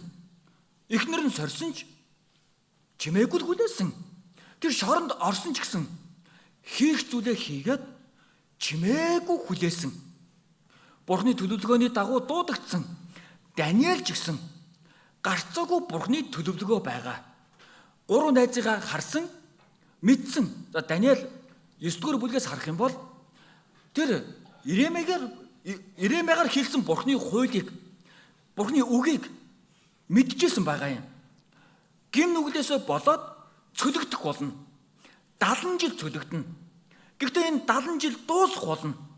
Буцаж гадар нутаг дээр очино гэдгийг Даниэл мэдж байгаа. Юу гэхээр өөрийнхөө амьдралыгчдэр Бурхан Израилийн ард түмэн рүү хандсан төлөвлөгөөгчдэр Даниэл мэдж байгаа учраас хугацаа өнгөрсөн ч тэр шудраг бус зүйл амьдралд нь тохиолдсон ч тэр чимээгүй хүлээж байгаа. Яагаад энэ хүн ингэж байгаа юм бол? Яагаад энэ ах ингэж байгаа юм бол? Гэхдээ яагаад чуулган дотор ийм байгаад байна? Яарах шаардлагагүй. Бид магадгүй яарж ингээд өөртөө байгаа чухал зүйлээ алдчих боломжтой. Ахын дүүсрийн дунд байгаа тэр дүүн үндсэнтэй харилцаагаа яарснаас болоод, давчцснаас болоод алдчих боломжтой. Тэгвэл эзнийг мэддэг нэгэн чимээгүй төвчээртэй хүлээдэг. Паул зөвхт байдлын титэм надад зориулагдсан зэхэгдсэн байгаа. Зөв шудраг шүүгч эзэн намайг шагнах болно. Өмнө нь хэдийн ундаан өргөлмөд би асгагдсан. Юу гэхээр сайн мэдээний төлөө дуудагдсан. Паулд эзэн хэлсэн сайн мэдээний төлөө, харийнхны төлөө миний хэрэглэх сав гэж байгаа. Тэгвэл Паул мэдж байгаа. Тэр хайрыг ухаарсан, намайг сайн мэдээний төлөө дуудсан. Харийнхны төлөө дуудсан. Тэгвэл харийнхнаас авж байгаа зовлонж мэдээж зүйл. Олон хүмүүс аврагдсан ч нөгөө талд нь хавчлага их байна. Мэдээж зүйл. Бүр 2-р Коринт 11-р бүлэгтэр авсан зовлонгуудаа яг л мэдээж юм шиг хэлж байгаа юм. Яагаад Паул тэгсэн бэ? Яагаад Паул тэр зовлонгоо мэдээж зүйл шиг хүлээж авсан бэ? Сайн мэдээний төлөө амьдарч байгаа, өөрийнхөө амьдралыг Бурхан харж байгаа, Бурхан мэдэж байгаа. Бурхан үүнийг хүссэн гэдгийг мэдэж байгаа учраас. Тэгвэл Бурханыг мэдэх тусам, Бурханыг ишөө илүү мэдэх тусам яарж, адгаж, сандарч гүүхэ болчдөг. сандарч твдгээ болчдөг. Тэр зовлонд айж сандарч сүрдгээ болчдөг. Дуулал 46 дугаар бүлэг дээр бичээч нь 4 оны орчуулга дээр надад үнэхээр боддоор олддог тусламж, эзний тусламж бол бодит зүйл гэж дурсаж байгаа. Харин одоо бидний уншиж байгаа орчуулга дээр үнэхээр олддог тусламж. Эзний тусламж үнэхээр надад олддог бодит тусламж. Тийм л учраас энэ ертөнц өөрчлөгдсөн ч, миний амьдрал өөрчлөгдсөн ч, миний эргэн тойронд байгаа зүйлс өөрчлөгдсөн ч, миний дүүрэг өөрчлөгдсөн ч, миний нөхөрлөж байгаа хүмүүс өөрчлөгдсөн ч, миний чуулган өөрчлөгдсөн ч, миний ажил өөрчлөгдсөн ч, юу ч хийсэн, юу ч өөрчлөгдсөн бай. Эзэн туслах учраас би хүлээдэг, твчдэг, айдаггүй, давж гардаг. Дуулал 46 бичээч нь үүнийг ч хэлж байгаа. За тэгвэл эзнийг өнцгөөс харах юм бол, эзний зүгээс би өөрийнхөө амьдралыг харах юм бол Даниэлчсэн яг адилхан харсан байхгүй юу? Эзний төлөвлөсөн төлөвлөгөөндөө яаж тэрсэлж чадах вэ? Эзний төлөвлөгөө байгаа учраас л тэр албан бичигт гар юусыг зурагчсан байгаа.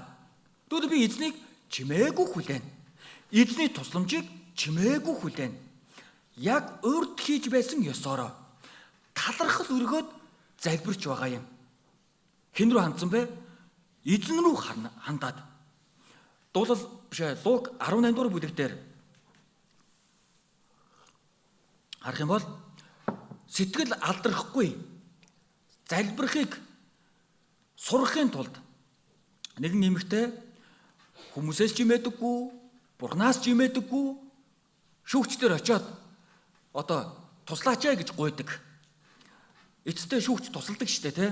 Тэр шудраг бус нэг нь тусалж байгаа юм. Тэгээд доотлолт нь 8 дугаар шил дээр нь хүний хүү газар дээр ирэхдээ итгэл олох болов. Тэр тууштай байдлын талаар хэлэнгээ, тэр итгэлийн талаар хэлэнгээ.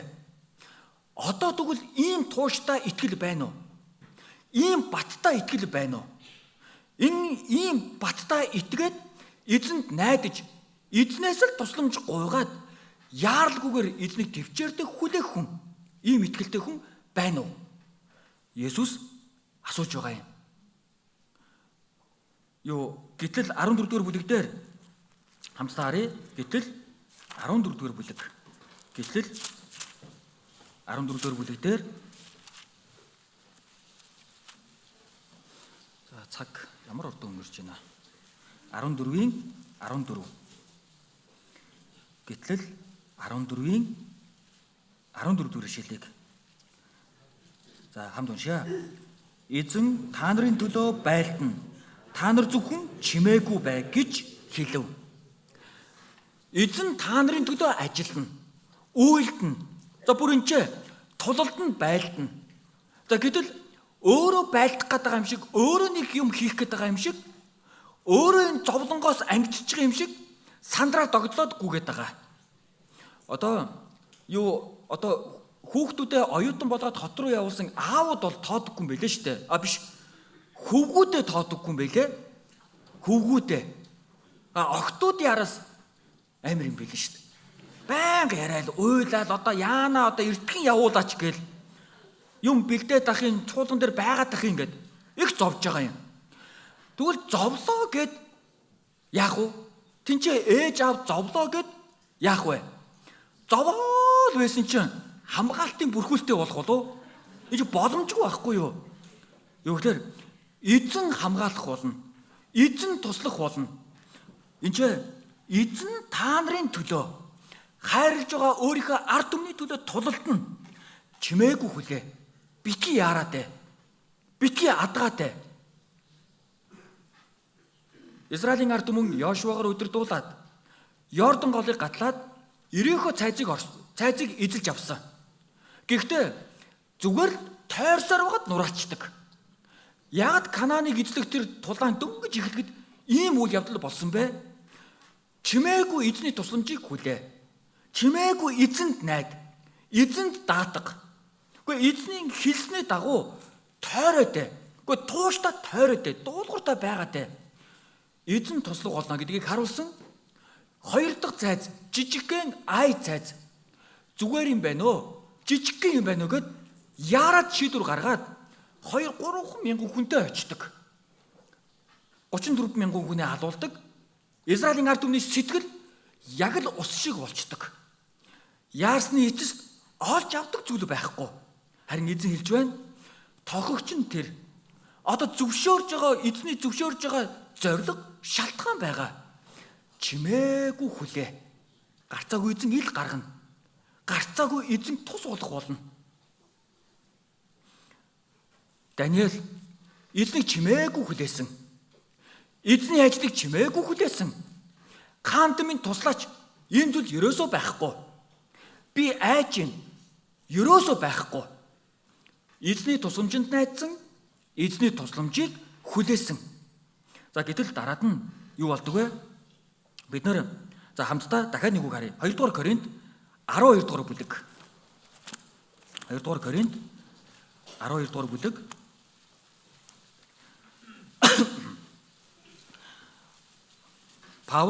Паулд эзэн диважинг харуулдаг.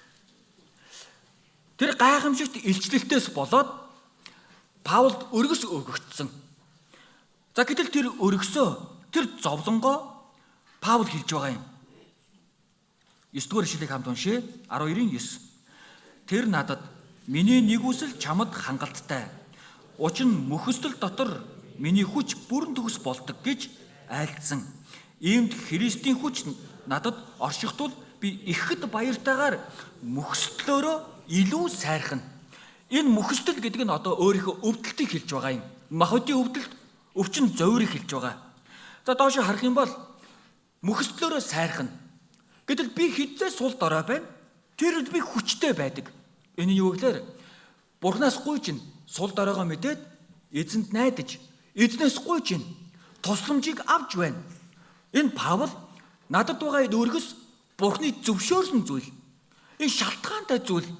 Намайг даруй байлгах гэж, сэтгэлийг мань өргөгдүүлэхгүй гэж, намайг Бурханы өмнө даруй байлгаж, эзнээс үргэлж залбирч гуйлгахын тулд, эзэнд найддаг нэгэн байлгахын тулд надад энэ өвчин, энэ зовлон, энэ асуудлыг зөвшөөрсөн. Паул үүнийг мэдж байгаа. Хараа бидний эргэн тойронд онцгойлон аврагдсан хүн тохиолдож байгаа зүйл санамсаргүй зүйл ерөөсөө биш. Санамсаргүй зүйл ерөөсөө байдаггүй. Бүгд л Бурханы зөвшөөрсөн зүйл байдаг. Бүгд л Бурханы аврагдахаас өмнө тохиолдож исэн зүйлсээ бодох юм бол тэр болгон болж, бүтэж, болж, бэлдэж байж тэр хагцал байна уу? Тэр зовлон байна уу? Тэр хавчлага байна уу? Тэр нүд үзүүрлэлт байна уу? Хинч намайг ойлгодоггүй байна уу? Тэр болгон нийлжээж эзнийг хайж байгаа юм. Эзнийг хайх болсон. Үгийг сонссон, аврагдсан. Аврагдсны дараажсан ялгаагүй. Аврагдсан хүний үхэлж гисэн Бурханы төлөвлөгөө зориг дотор л байж байгаа. Аврагдсан хүний үхлээр дамжуулан ямар олон хүний сэтгэл дорд ордог гэж сананаа. Ямар олон хүн тэр нэгний төрүүлээд явж байгаа нэгний найдварыг хардаг гэж сананаа. Хайртай хүмүүсээ төрүүлж явуулаад удахгүй уулзъя гэж байгаа. Хэдийгээр махбодоор хамт байсан ч байх нь сайхан ч гэсэн төрүүлээ явчихсан. Гэхдээ удахгүй уулзъя гэж байгаа. Зовлон байхгүй байгаа юм. Түүнийг харангаа ямар олон хүний сэтгэл нээгддэг гэж сананаа. Тэр үгийг сонсоод ямар их тайвширдаг гэж сананаа. Аврагдсан хүний үхэлж гисэн сайн мэдээ болдог. Тийм учраас энэ үхэлж гисэн Бурханы төлөвлөгөө, Бурханы зориг дотор байдаг. Тэгвэл Даниэл үүнийг баттай мэдж байгаа. Даниэл баттай үүнд итгэж байгаа. Даниэл баттай энэ Бурханд Израилийн ард түмнийг дайсныхаа гарт оруулж авчирсан тэр Бурханд удахгүй энэ боолчлолоос чөлөөлөгдөд буцаад газар төрсөн нутг руугаа явна. Иерусалим руугаа явна гэдэгт баттай амласан тэр Бурханд итгэж найдаж байгаа учраас одоо энэ тохиолдож байгаа зүйл, миний амьдралд тохиолдож байгаа энэ зүйл хэцүү ч гэсэн, шудраг бус санагдаж байгаа ч гэсэн, хийсэн буруу зүйл байхгүйгээсээ болоод одоо үхэхээр болцсон ч гэсэн эзэнд л итгэж байгаа учраас, найдаж байгаа учраас урьд хийж байсан ёсороо эзэнд талархаж байна, эзэнд найдаж байна. Бурхны өнцгөөс өөрийгөө харах юм бол юу ч болсон талархаж чаддаг. Ямар хүнд зовлонтоодоо талархах гэсэн бэ? Зовлонтоодоо баярл гэсэн бэ?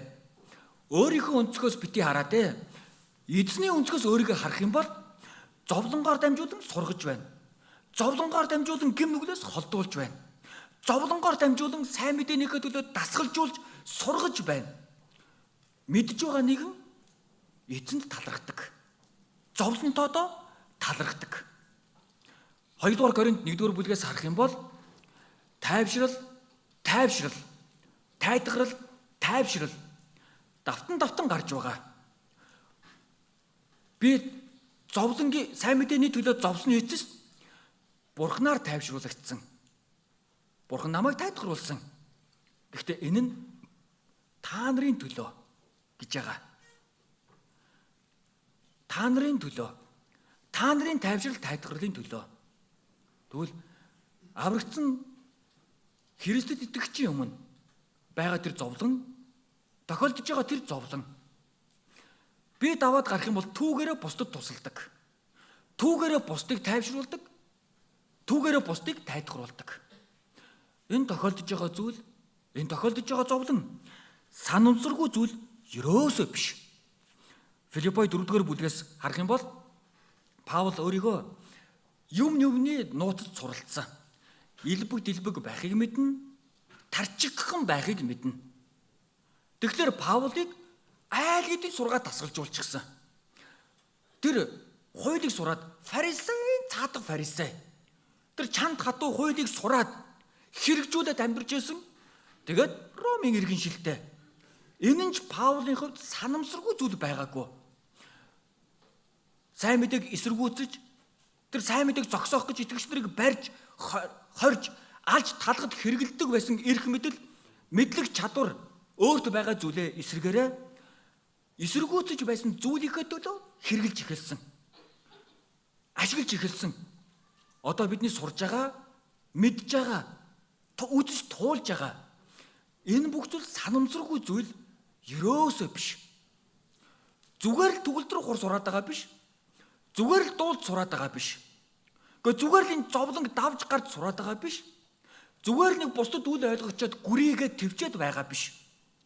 Бурхан илүү том зүйлийн төлөө хэрэглэхийн тулд дасгалжуулж байгаа, сургаж байгаа. Буцаад Даниэл ном руу оръё.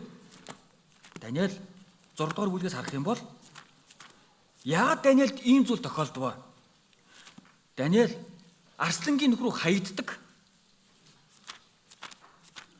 Тэр зүгтх харахгүй. Гэхдээ арслангийн нүх рүү хаягдаад тэгээ гарч ирдэг. Дараа нь юу болдог вэ гэхлээр хамтдаа 25, 26-ыг хамт уншъя. Тэгээд Дариус хаан даян дэлхийд амьдардаг бүх ард түмэн үндэстэн бүх хилтэнд бичиж та нарт амар амгалан бэлгэх болтугай. Миний хаанчлалын эрх мэдэл хаа байна? Тэнд хүмүүс Даниэлийн бурхан эзний өмнө имэн чичрэх тун хэмээн зарилгийг би гаргаж байна. Тэрээр амьд бурхан үрд мөнгөд хувиршгүй, түүний хаанчлал устдашгүй, эрх мэдэл нь төгсөшгүй. За энэ чи одоо юу болж байгаа вэ гэхлээр мэдээж өөрийг нь гүтгсэн хүмүүс өөрсдөө арслангийн нүхэнд хаягдсан. Даниэл амьд гарч ирж байгаа юм. Хаан, чиний үргэлж үйлчилж итгэдэг бурхан чинь чамайг аварсан уу? Аварсан. Бурхандаа итгэсэн учраас гарч ирсэн. Бурхан тусалсан гэдгийг хэлж байгаа. Тэгээд дараад нь хаан өөрөө зарлиг гаргаад Даниэлийн бурхан эзэн буюу бүтээгч бурханыг алдаршуулж байгаа юм. Бүтээгч бурханд алдрыг өргөж байгаа юм. За тэгвэл Даниэлийн энэ зовлон зүгээр нэг зовлон байгаагүй. Юуны төлөө байсан бэ? Эцэст нь бурхны алдрын төлөө. Бурхныг алдаршуулахын төлөө. 1-р Коринт 10-р бүлэгдэр эдсэн ч уусан ч юу ч гэсэн бурхны алдрын төлөө хий. Бид нар яагаад бурхныг алдаршуулах гээд байгаа вэ? Матай 5-р бүлэгдэр Хүмүүс та нарын сайн үйлсийг хараад Бурхны алдрын төлөө хийж байгаа тэр бүхнийг хараад Тэнгэрлэг эцгийгч нь алдаршуулах болно. Юу вэ? Сайн мэдээ тарагдах болно.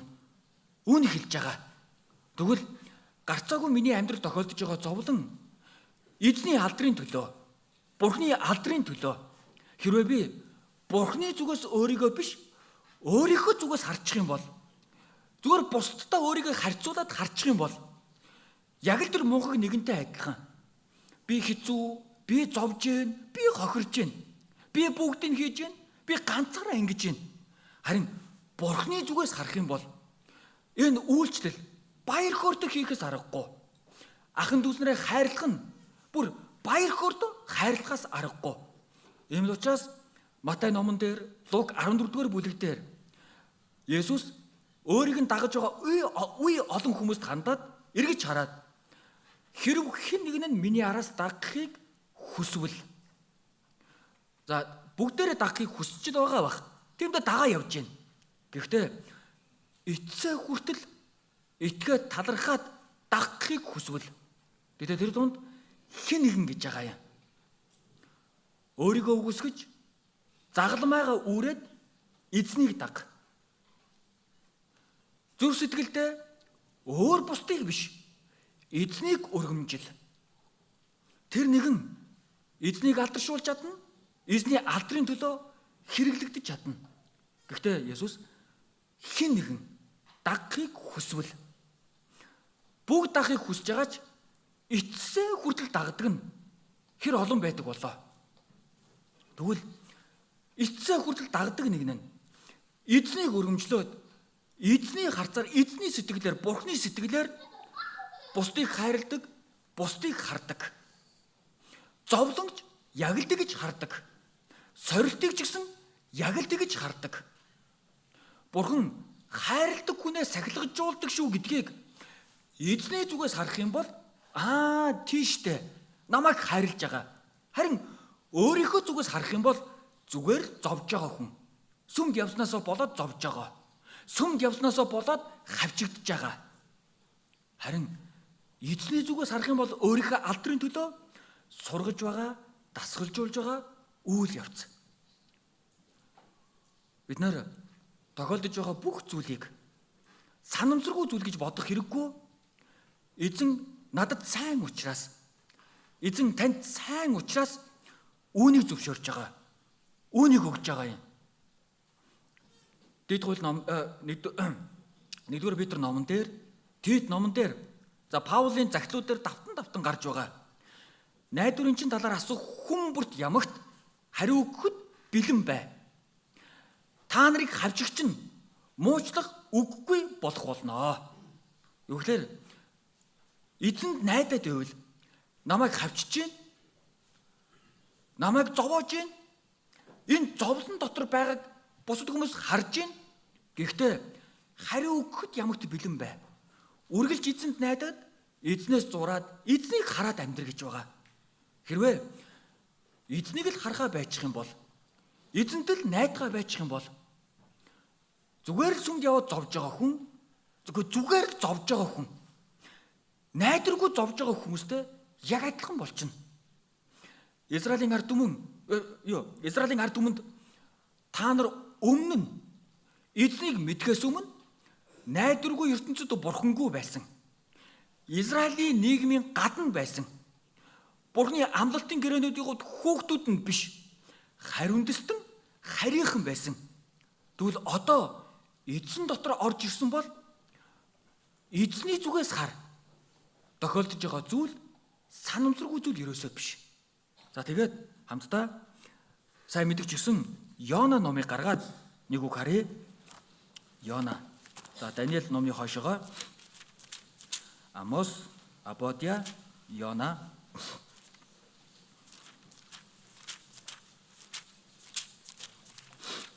За Йона 4-р бүлгийн 10-11-ийг хамт уншъя. Тэгэхэд эзэн чи эрендийн бутыг өрөвдөж байдаг. Чиний арчлаагүй, ургуулаагүй, шөндөө ургаад шөндөө устж үгүй болдог эд шүү дээ. Тэгвэл би их хот Ниневег баруун зүүн гараа ялгаж чадах мэдэхгүй 120 мянга гаруй хүнийг бас тэр олон амьтдыг өрөвдөн тэдэнд санаа тавихгүй гэж үү гэж айлдав. За 4-р бүлгийн 1-ээс ахуулаад харах юм бол уул нь Йона баярлаад гүйж явах ёстой хүн чинь ууралцсан сууж байгаа. Тэгээд сүүлдээ бүр би үхсэн чаад би үхмээр байна. Үхтэл харамсаж гин гэдэг ингээд их сони юм ярьж байгаа. Уул нь иш үзүүлэгч Нинев сайн мэдээ тараагаад хүмүүс гимшлээ гэх юм бол бөөм баяр хөөр болох хэрэгтэй. За гэтэл үнэхээр эзний зүгээс харж байсан бол эзний зүгээс тэр өрөвдөлтөй хүмүүсийг шүүлтээ мэдгүй байгаа хүмүүсийг харж байсан бол энэ 40 өдрийн туршид уулан дээр гараад зүгээр нэг навч ургаад тэрүүгээр сэтгэлээ баясгаад суух байсан болов? Магадгүй гимшээгүй гэж магадгүй. Гэхдээ энэ хаадууд ноёдууд нь гимшлээ гэж байгаа ч гэсэн худлаа гэж магадгүй. Гүүж ороод хэлэх байсан баг. За гэтэл Йона яагаад тэгээгүй вэ? Йоногийн хайрлаж анхаарж байгаа Бурхны хайрлаж анхаарж байгаа нь бүр тийм ялгаатай. Бүр тийм ялгаатай. Нэг бут ургасан, эрентийн бут ургатал баярлж байгаа юм. Гэхдээ сүүдэрт нь ингээд суугаад сэрвдэд баярлж байгаа. Маргааш нь Бурхан хорхоо гэлгээсэн, нар гарсан, халуун болсон, нөгөө өөрийг нь хатгалж исэн бут навч хатаад унж байгаа юм. Тэгсэн чи үххийг хүсэмжилж байгаа. За энэ хэсгийг ингээд уншихаар Бурханд бас их талархдаг. Бурхан минь миний залбирал болгоныг биелүүлээгүүд баярлалаа. Бурханд их талархдаг. Заримдаа сэтгэл санаа ганхах үед их сонин зүйл гуйдаг штэ. Эсвэл хит ихийг хүсээд эзнээс холдуулах зүйлийг бас гуйчдаг. Залбирал болгон маань биелж байсан бол магадгүй энэ дунд байхгүй байх хүмүүс ч гэсэн байх бах. Юу гэхээр юу гэдгийг их эд баялагтай болоод явцсан ч гэдэг юм уу? Ерөнхийлөгч болоо явцсан ч гэдэг юм уу? Сүмд ирэх завгүй болцсон ч гэдэг юм уу? Юу эсэг хүн хүсэж залбирч гуйж болно? Гэхдээ бүгднийг зөвшөөрсөн бол гэтэл заримдаа Бурхан минь тэр дургүй хүнийг нэг алга болгоод өгөөч гэж залбирсан тохиолдол байж магадгүй штэ. Гэхдээ энэ их ч айгүй хэцүү байгаад байгаа болохоор нэг байхгүй болгочул гэтэл нөгөөгч итгэлээр унаад яваад өгчүүл яах вэ? Энийг сонссоогүй талархал байхгүй юу? Гэтэл энэ чинь үххийг хүсэмжилж байна. Мэдээж энийг Бурхан сонсоогүй. За гэтэл энэ чинь Бурхан одоо энэчнээс асууж байна.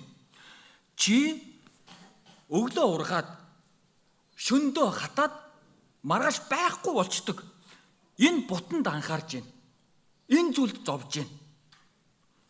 Тэгвэл Йонагийн зовж байгаа, за тайвширж байгаа, тайтгарж байгаа нь юу вэ гэхээр их сонирм зүйл. Йона нэгээс харах юм бол Нинев рүү биш Таршиш руу зүгтж байгаа нь ард түмэндээ дэндүү хайртай байгаад байгаа байхгүй юу? Энэ Ассир сүрчүүл надад өстой сайхан манай ард түмэнд л сайн гэд зүгтаа явчихж байгаа юм. Гэтэл тэр нь загсны гэдсэнд ороод өөрчлөгдвүү гэтэл үгүй. 4-р бүлэг эхлэхэд яг адилхан. Дургуун яг хിവэрэ, ууралж байгаа нь яг хിവэрэ.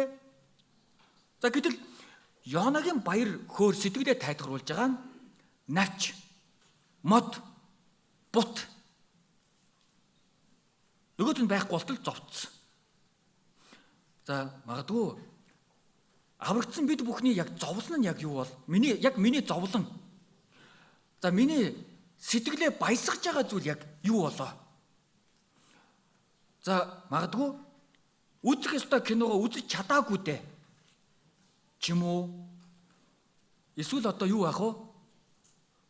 Ангийн уулзалтанд явъя гэсэн чинь семинар таарчлаа. Энэ ч юм уу? Бид нар мэдэхгүй яг зовлон яг юу байх болоо? Гар утсаа алдсан ч юм уу? Миний гол бүр нойргүй онжела гар утсаа алдчихгоотаа. Гэтэл семинарт бэлдээд нойргүй хонжсэн болов яасан бол? Гэр бүлийн сайн мэдээний төлөө нойргүй хонжсэн болов яасан бол? Бид нар номлогчийн үгс номыг мэдж байгаа. Өнгөрсөн удаа дүүргийн нөхөрлөл дээр хамтдаа бодож үзсэн. Соломон хаан хаанд бурхан бүх зүйлийг эдлүүлж хэрэглүүлж үзээд за үр дүн нь ямар байна гэд бичүүлсэн нь номлогчийн үгс ном. Гэтэл эхлэхээс ахуулаад хоосон. 3 дугаар ишлэлдэр өөрийнхөө төлөө цуглуулсан чинь эцэстээ хоосон байна. Сурч мэдлээ бас л хоосон. Ад жаргалтай байх гэж ертөнцийн зүйлээр сэтгэлээ дүрэх гэж оролдлоо бас л хоосон. Гэхдээ бүх юм хоосон байгаад байна. Хинээч эдэлж хэрглэж өөрийн болгож үзээгүй зүйлсийг би бүгдийг өөрийн болгосон. Гэтэл халгалж байгаа. Гэхдээ би өөрийнхөө төлөө биш дараа нь үлдэх хүмүүсийн төлөө цуглуулчихсан байна. Ингээ бодсон чинь энэ бүх зүйл хоосон байна.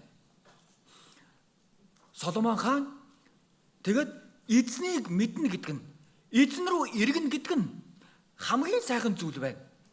Энэ махбодит хэрэгцээтэй цуглуулсан зүйл зүгээр хэрэгцээ. Зүгээр алтан аяга байвал сэтгэлээ дүүргэх шаардлагагүй. Хоол игээл идэх ч юм уу дотор нь ус игээл уухал зүйл юм байна. Тэгтлээ хөөгөөд гүүгээд амьдралаа тавих зүйл биш юм байна. Дараад нь орхиод явах зүйл юм байна. Хоосон байна. Соломон хаан үүнийг мэдсэн. За гэтэл магадгүй Бурхны зүгээс биш өөрийнхөө өнцгөөс өөрийгөө харах юм бол за бүр байли ээжийнхээ өнцгөөс би өөрийгөө харчвал яах вэ? Та ээжийнхээ өнцгөөс өөрийгөө харуул та ямар хүн бэ? Та ахыхаа өнцгөөс аврагдаагүй байгаа ахыхаа өнцгөөс өөрийгөө харуул ямар хүн бэ? Чаавас юу хийгээд байгаа гэхээр л амьдарч байгаа. Сайн мэдээний төлөө одоо ч гэсэн тэгдэг баг. Юу хийгээд байгаа? Гэхдээ чи тийхгүй наанаа юу хийгээд байгаа? Гэхдээ Бурхны өнцгөөс харуул яах вэ? Бурхны хувьд юу хамгийн үнцэнтэй вэ? Энд чи гарч байна. Баруун зүүн гарынхаа хоорондыг мэдэхгүй. Энэ олон авралыг мэдэхгүй байгаа хүн. Бурхны хувьд аврагдаагүй сүнс ямар өрөвдөлтөө вэ? Бурхан амиа өгч чиний хайрлсан сүнснүүд. За тэгвэл эзний өнцгөөс би бусдыг харах юм бол энэ атаархах объект ерөөсөө биш. Өрөвдөх. Дулал 73 дугаар бүлэг дээр бичээчин сэтгэлдээ их шаналдаг. Би ингээд зөв шударга байх гэдэг хэрнээ зовж гин. Гэтэл энэ хүмүүс бусдыг зовоогоод байгаа хэрнээ ямар ч зовлон байхгүй. Бүх юм байна. Тэгээд үхтэй ч гэсэн өстө сайхан баг инээж байгаа шахуу торог дурдан дотор үхэх юм аа. Тэгтэл бодсон. Хэрвээ би ингэж бодно гэвэл харин эзний өмнө ирсэн. Эзний өнцгөөс одоо харсан. Эцэстээ тэр хүмүүс атаархах хүмүүс биш байна. Халтаргаатай замаар эзэн тэр хүмүүсийг удирдах өнхрөөд унлаа гэх юм бол мөнхийн шидэл мөнхийн там руу эсрэгээрээ өрөвдөж байгаа юм. Даниэлийн хувьд магадгүй яг тийм сэтгэл байсан баг. Даниэлийг эсэргүүцэж байсан хүмүүс, Даниэлийг үгүйсгэж байсан хүмүүс өөрсдөө арслангийн нүхэнд хаягдсан. Ёроолт нь хүрэхээс өмнө ясна хугарсан, тасдагдсан. Амьжтай байгааз. Гэхдээ сонсоход хүртэл их эвгүй. Анх уншихад ингээл төсөөлгөдөд бөөн арслангууд дайралаа гэх ингээл одоо тэр нүхэн дотор юу болсон болоо? Хуграал, тас нис гэл яс дуграал юу болсон болоо? Гэхдээ Даниэлийг эсэргүүцэж байсан хүмүүсийн эцсийн хувь тавилан үхлээр дуусж байгаа юм. Тэгвэл сайн мэдээг эсэргүүцэж байгаа, сонсохгүй байгаа, үгүйсгэж байгаа хүмүүсийн эцэстээ амьдралын төгсөлд хүлээж байгаа зүйл нь мөнхийн шийтгэл. Есүс зүүн тал зогсогчтой хандан би та нарыг танихгүй. Диавол болон түүний тэнгэр хэлчнэрт бэлтгэгдсэн мөнх галд ор. За тэгвэл би аль хэдийн эзний баруун гар талд байна. Тэгвэл таныг зовоож байгаа хүн эсвэл таны ээж, таны гэр бүл яг аль тал зогсож байгаа вэ? Энд ч Йонагийн хувьд зовж байгаа зовлон нь ажил бүтэхгүй байгаа нь том зовлон, надад бусдаас илүү зүйл байхгүй байгаа нь зовлон, мэдхгүй байгаа нь зовлон. Гэхдээ их сонин. Нэг хүн надтай мэдлэхгүй өнгөрцөн нь хүртэл зовлон. Өө би ер нь итгэлээр амьдрах шаардлага байна уу? Ингэн би уцсан явж идэг. Зовлон. Тэгвэл Йонагийн хувьд тэр зовлон байна. Үхэх ёстой, шийтгүүлэх ёстой тэр Ниневегийнхэн аврагдах гээд байна. За гэтэл эзний өнцгөөс харсан бол, Бурхны сэтгэлээр харсан бол, хардаа эзэн хүсдэг нэгэнд ойлгуулдаг, хайдаг нэгэнд ухааруулдаг. Ялагчд нууцлагдсан тэр маннагаа өгдөг, мэдүүлдэг. Тэгвэл сүнсийг хайрлаж байгаа, эзнийг хайрлаж байгаа. За эзнийг өргөмжлөн гэдэг нь бурхан минь ээ, бурхан минь. Надад өгөөч ээ. Энийг хэлээд байгаа биш. Мэдээж энэ байгаа ч гэсэн бурхны сэтгэлээр бусдыг харах. За тэгвэл ардаа аврагдаагүй за өнгөрсөн удаа зөвлөгөө өгөхөөр нэг аль руу таксигаар явсан. Амар хүүтэн байсан шүү дээ. Нөгөө 2-3 хоногийн өмнө. Биш үү? Өчигдөр ч үлээ, уржигдөр ч үлээ. Тэгтэл жолооч их л гоё юм ярьж ийлээ одоо. Өөстө нэр одоо 7 сар дулаахан байна гэсэн монголчууд тэр аяараа хөдөө явна. Би ч гэсэн явах гэж байгаа. Одоо хүүтэн байгаа болохоос ш. Одоо энэ хөвсгөлийн зам баруун амир руу явах зам гээл.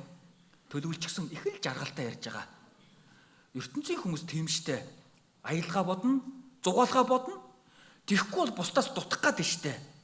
Бусадтай адилхан байхын тулд явах гээд байна. За гэтэл эзнийг энэчээ өргөмжилчихсэн байгаа хүн, сэтгэлдээ эзнийг өргөмжилчихсэн байгаа хүн, эзний сэтгэлээр харж байгаа хүн юунд анхаарах болоо? Тодорхой тийм. Зуны семинар, зуны библийн семинар. Одоо залуучууд маань юуны төлөө нойргүй хөдөлмөрлөд байгаа юм? Семинарын төлөө. Залуучууд энэ ахан дүүснэр юуны төлөө залбираад зовсон ч хилээд байгаа юм. Залбирлын гуйлт гуйгаад байгаа юм. Тийм ээ. Эзний сэтгэлээр эзнийг хайрлаж байгаа учраас Есүс Гэрээс нутагт нуурын чанд ирэг рүү явсан. Марк номоос харах юм бол 5 дугаар бүлэг дээр чөтгөрт эзэмдүүлсэн залуутай уулзах гээд явж байгаа. Гэхдээ их сонио. Ганцхан чөтгөрт эзэмдүүлсэн залуутай уулзчаал яваад өгдөг. Юу гэхээр бусад хүмүүс бол Матай номоос харах юм бол тэр чөтгөрт эзэмдүүлж байгаа тэр хүмүүс эзэмдүүлсэн тэр хүмүүст ойртохгүй байгаа юм. Холуур тойрж явдаг. За нэг гэртээ тогтоож барь чадахгүй болохоор нь зүгээр явуулцсан. Гэтэл Есүс нуурын нөгөө эргээс тэр хүнийг зориод ирдэг. Идгээдэг. Тэр хүн аврагддаг. Тэгээд тэр хүний хүсэл бол эзэн минь таныг дагъя. Хааж явсан дагъя. Харин эзэн өөрийнхөө хүслийг хэлсэн. Яв өөрийнхөндөө оч. Эзэн чамд ямар агуу үйлсийг хийснийг тэдэнд хэл.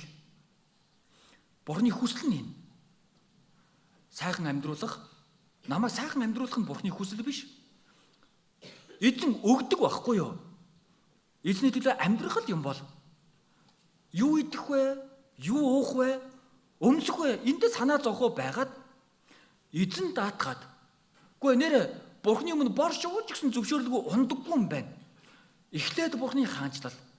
Эхлээд Бурхны ажлыг хай. Дараа нь эдгээрийг угаасаа өгдөг. Өгдөг байхгүй юу?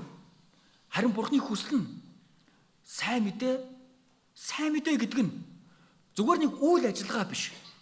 Сүнсийг аврах ажил. Сүнсийг аврах ажил. Есүс тэднийг өрөвдөж хайрлж сайн мэдээний номнууд дээр давтан гарч байгаа. Төөрөлдөж явж байгаа хүмүүсийг ч хайрлж байна. Өөрийг нь хавчиж байгаа фарисеучуудыг ч хайрлаж байна. Тэр хуулийн багш нарыг ч хайрлаж байна. Өөрийнх нь гарыг хатж байгаа хүний хүртэл хайрлаж байгаа юм. Өөрийг нь доромжлож байгаа хүний хүртэл хайрлаж байгаа юм. Эхэндээ хоёулаа доромжилж байсан ч дараад нь гуйж байгаа. Яг үндэ Есүс хоёр дээрэмчнийг хоёр нэг нь хайрлсан. Харин хүсэж байгаа нь авж байгаа юм. Олж байгаа юм. Тэгвэл энэ ч Йонагийн хувьд магадгүй би Йона шиг ингээд өөр зүйлийг хайрлаад явж явах боломжтой. Зүгээр нэг хатаад, хагдраад минийх биш бол хизээ нэгэн цагт удахгүй минийх биш болох зүйлийг бүх зүйл гэж бодоод тэгээ тэр байхгүй болохоор зовоод завгүй тэгэж ядраад гүйж байгаа нь эзний ажил биш. Зүгээр л навч. Зүгээр нэг уур манан. За та бүхэн төсөөлөөрөө юу машины хурдан явж байгаа машины цонхоор гараа гаргаж үзсэн үү? Жолооч нар дургүй байдэн штэ. Дуртай биш байдэн штэ. Гаргах юм бол хэлмээр л байдیں۔ Гэхдээ сэтгэлийгт нь бодоод хэлдэггүй байхгүй юу? Гараа нэг гаргах шаардлагагүй. За гэхдээ хурдан явж байгаад гараа гаргаж чинь шууд юм баригддаг те. Юу баригддаг вэ? Нэг хүн тэгсэн чинь юу царцаа баригдсан гээл бяцаг гээл явсан гэж байгаа байхгүй юу? За салхи баригддаг штэ. Ингээл бүр ингээ гар татаал нилээн хүнд юм баригддаг. Барайл оруулаад ирэхээр юу байдаг вүлээ? Юу ч байхгүй. Салхины хойноос хөөцөлддөгтөө адилхан. Энэ ертөнцийн зүйлийг хөөнө гэдэг нь яг л тийм байна. Тэр баян ир хоосон зүйлийг хөөгөө явчихсан. Тэр баян ир сайн багшаа мөн хамтаа болъё. Гэтэл тэр эд баялгаасаа болоод өөрийнх нь биш зүйлийг угаасаа өөрийнх нь болох боломжгүй тэр авч явах боломжгүй тэр зүйлийн төлөө эзний гариг орхиод яваад өгч байгаа юм. Уруу царайлаад яваад өгдөг. Есүс зүр сэтгэлдээ юуг өргөмжлөх хэрэгтэй вэ гэдгийг л хэлсэн байхгүй юу? Хуулийг сахисан уу? Одоо эзнийг өргөмжил. Юун чухал вэ гэдгийг мэдэх учраас эзнийг өргөмжил. Тэгвэл 120 мянган хүнтэй энэ хотыг эзэн хайрлаж байна. Ёна хатаад үгүй болох зүгээр л тэр навч модыг тэргээр сэтгэлээ дүүргээд тэр нь байхгүй болохоор зовж байна. Тэгвэл харин миний зовж байгаа, миний анхаарч байгаа нь яг юу юм болоо? Бид нэр итгэлээр амьдарч байгаа нь чуулган дотор байгаа нь сайн мэдээний төлөө. Бидний тэмцэл зүгээр л намайг уруу татагаатаага бузар сүнстэй зүгээр тэмцээд байгаа биш. Тэрийг давж гараад хайртай хүмүүсээ олж авах. Сайн мэдээ тарах. Хардаа сонсохгүй байна, хатуу байна. Амар хатуу байна. Бүр уурлаад байна. Гэхдээ эн чинь тэр хэрээрээ бузар сүнсэнд бүр олддогдоод бүр ингээд бүр баларлаа. Бүр там руу чирэгдээд явлаа. Би бууж өгөөд суух аргагүй. Эзэн хүсэж байна. Эзэн сайн мэдээг хүсэж байна. Золиослохыг хүсэж байна. Тэр хүмүүсийг аврагдаасаа гэж хүсэж байна. Тэр зүтгэрд эзэмдүүлж байсан залууг илгээсэн шиг өөрийнхэн дээр очиж хичнээн хатууж гисэн сайн мэдээ тараа. Эзэн юу хийсэн? Ямар ажлыг өөрт чинь хийснийг очиж хэл. Тэгвэл чуулганыг би, ахан дүүс нарыг би, энэ өрөвдөлтөө сүнснүүдийг би яг юу гэж харж байна? Өөрийнхөө өнцгөөс үү? Эсвэл Бурхны өнцгөөс үү? Бид нар цэвэрлэгээ хийж байгаа ч гэсэн Бурхны ахан дүүс нар цэвэрхэн байх хэрэгтэй байна. Бид нар зүгээр барилга цэвэрлээд байгаа биш. Зүгээр өрөө цэвэрлээд байгаа биш. Тийм цэвэрлэгчийн ажил хийгээд байгаа биш. Бурхны ахан дүүс нар, Бурхан надад зөвшөөрсөн энэ ахан дүүс нар тавтай, тухтай. Энэ магтандуу ч гэсэн ялгаагүй. Тэгээ одоо дуулаа гэвэл нэг 5 жил магтандуунд үйлчлэхээр медаль өгөхгүй те. Өгдөггүй баха те. Мэдээж байхгүй. Сайн мэдээний төлөө. Эзний илгээсэн энэ газарт байгаа хүмүүсийн сэтгэлийг нээхийн тулд сэтгэлийн нээсэн Бурхан үгээ хэлж байна. Гэтэл шууд таснес гэдэг үг ихлүүл яах вэ? Магтан дугаар дамжуулан сэтгэл нь зөөлрөөд ямар гоё юм бэ? Араас нь Бурханы үгийг сонсож байна. Медиа багчсан ялгаагүй, залуучуудын бэлдэж байгаа ч гэсэн ялгаагүй. Өчигдөр ээжүүдийн нөхрөл дээр жүжиг үзсэн шүү дээ, тэ? Шүнжэнгөө бэлдээд нэг ээж бүр медиа багийн нөгөө техник хариуцсан зогсож ийн гэж байгаа. Сайн мэдээний л төлөө. Тэр жүжигийн утга нь сайн мэдээ л байсан биз дээ. Тэгвэл чуулган дотор энэ сэтгэл, энэ итгэл юугаар дүрдэг вэ? Сайн мэдээгээр эзнийг өргөмжлөх тусам сайн мэдээ л байдаг. Өөрийгөө даваад гардаг. Харин өөрийгөө л хараад байвал би юу болоод яах гад яатсан юм бол энэ одоо юу болоод байна? Харин эзнийг харах юм бол тэрийг давж гараад сайн мэдээ. Бид нар итгэлийн амьдралаасаа сайн мэдээг л хасчих юм бол өөр Бурханд одоо үнцэнтэй санагдах зүйл байгаа болов уу? Яг яах болоо? Бидний За орон нутагт амьдарч байгаа ахын дүүс нар байгаа бах. Олон сумуудыг ингээл одоо өнгөрөөл явдаг бах те. Тэр сум, энэ сум гэдэл. Тэгвэл тэр дунд аврагдсан хүн байгаа болов? За тэр дунд аврагдах хүн байгаа болов? За тэр дунд манай ахын дүүснэрээс хүн байгаа болов? Гэхдээ энэ дунд Улаанбаатар төв чуулганд амьдрдаг хүн байгаа болов? Амралтаараа энэ суманд ирэх болов? Очоод зүгээр сайхан амарч унтжгаад буцах болов? Эсвэл яг эзний сэтгэлээр харж агаад Паул шиг, Петр шиг, тийм Есүс шиг өрөвдөж, хайрлаж, сайн мэдээ тарааж агаад ирэх болов? Бид нар уулзж байгаа хүмүүстэйгээ зүгээр санамсаргүй уулзаад байгаа биш. Автобусанд хажууд сууж байгаа хүн зүгээр хажууд суучж байгаа биш. Миний уулзж байгаа хүн зүгээр уулзаад байгаа биш. Гарцаагүй эзэн илгээж байгаа. Магадгүй тэр хүн рүү намайг илгээсэн бол надад одоо хэлэх эсвэл чимээгүй унтж агаад тэгээ буух. Ийм л сонголт байгаа. Би амралтаараа очиод нэг шатж агаад ирэх эсвэл сайхан амарж агаад ирэх. Ийм л сонголт байгаа. Улаанбаатар төв чуулган маань залуучууд гэр бүлийн сайн мэдээгээр явсан. Одоо зүүн чуулган яг адилхан явж байгаа. Шалтгаан нь сайн мэдээ. Газар үзэх гээд байгаа юм ерөөсөө биш. Аавд нь сайн мэдээ, ээжд нь сайн мэдээ. Тэгвэл яагаад явж байгаа вэ? Эзний сэтгэлээр харах юм бол энэ нь харагддаг. Эзнийг би өргөмжлөхгүй явах юм бол сайхан амарж агаад, сайхан газар үзэж агаад үлдэж байгаа юм байхгүй. Тэгвэл эзэн тэнгэрт харин би доор байна. Эзний сэтгэлээр харах юм бол өрөвдөлтөө сүнснүүд л харагдана. Харин би газарт яг л газраараа харах юм бол энэ шоргоолцнуудтай адилхан нэг юм зуцсан л үрлэг ороод нэг юм зугаал үүрнээсээ гараад яваад байна. Харин эзний сэтгэлээр харах юм бол энэ өрөвдөлтөө сүнснүүд аврагдах ёстой хүмүүс энэ зуны семинар яаж бэлдэх үү? Сайн мэдээ яаж тараах үү? Тэгвэл эзний сэтгэлээр за эзний харах өнцгөөс чуулганыг ахын дүүс нарыг ертөнцийг хараад амьдралаа мэдээж тэгээ амьдарч байгаа. Угаарсан зүйлээ ахын дүүс нартайгаа олцсан. Зуны семинартаа Улаанбаатар төв чуулган маань зорилт тавьчихсан байгаа. Өмнө нь бол зүгээр тоо байдаг байсан. Тэдэн хүний тоо. Харин одоо Бурхныг хайрлаж байгаа тэдэн хүн. Зорилготой шалтгаантай тоо байгаа.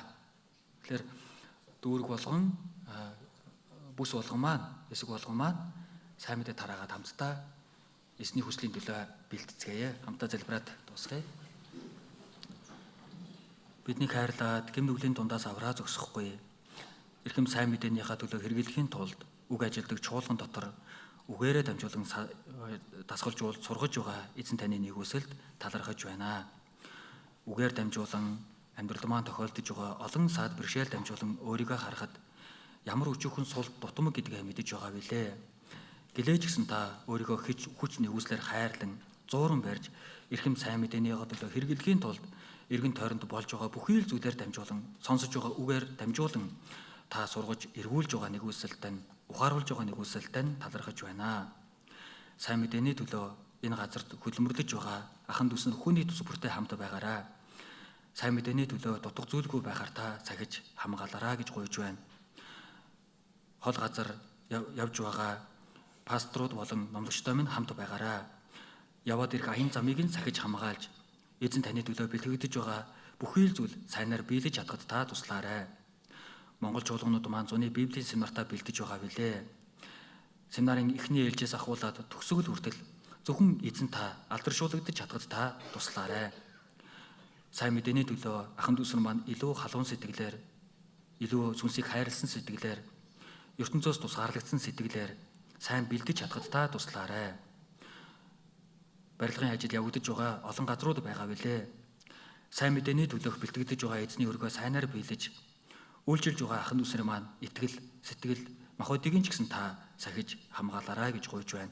Биднийг үргэлж хайрладаг Есүсийн нэрээр талархангуй залбирлаа.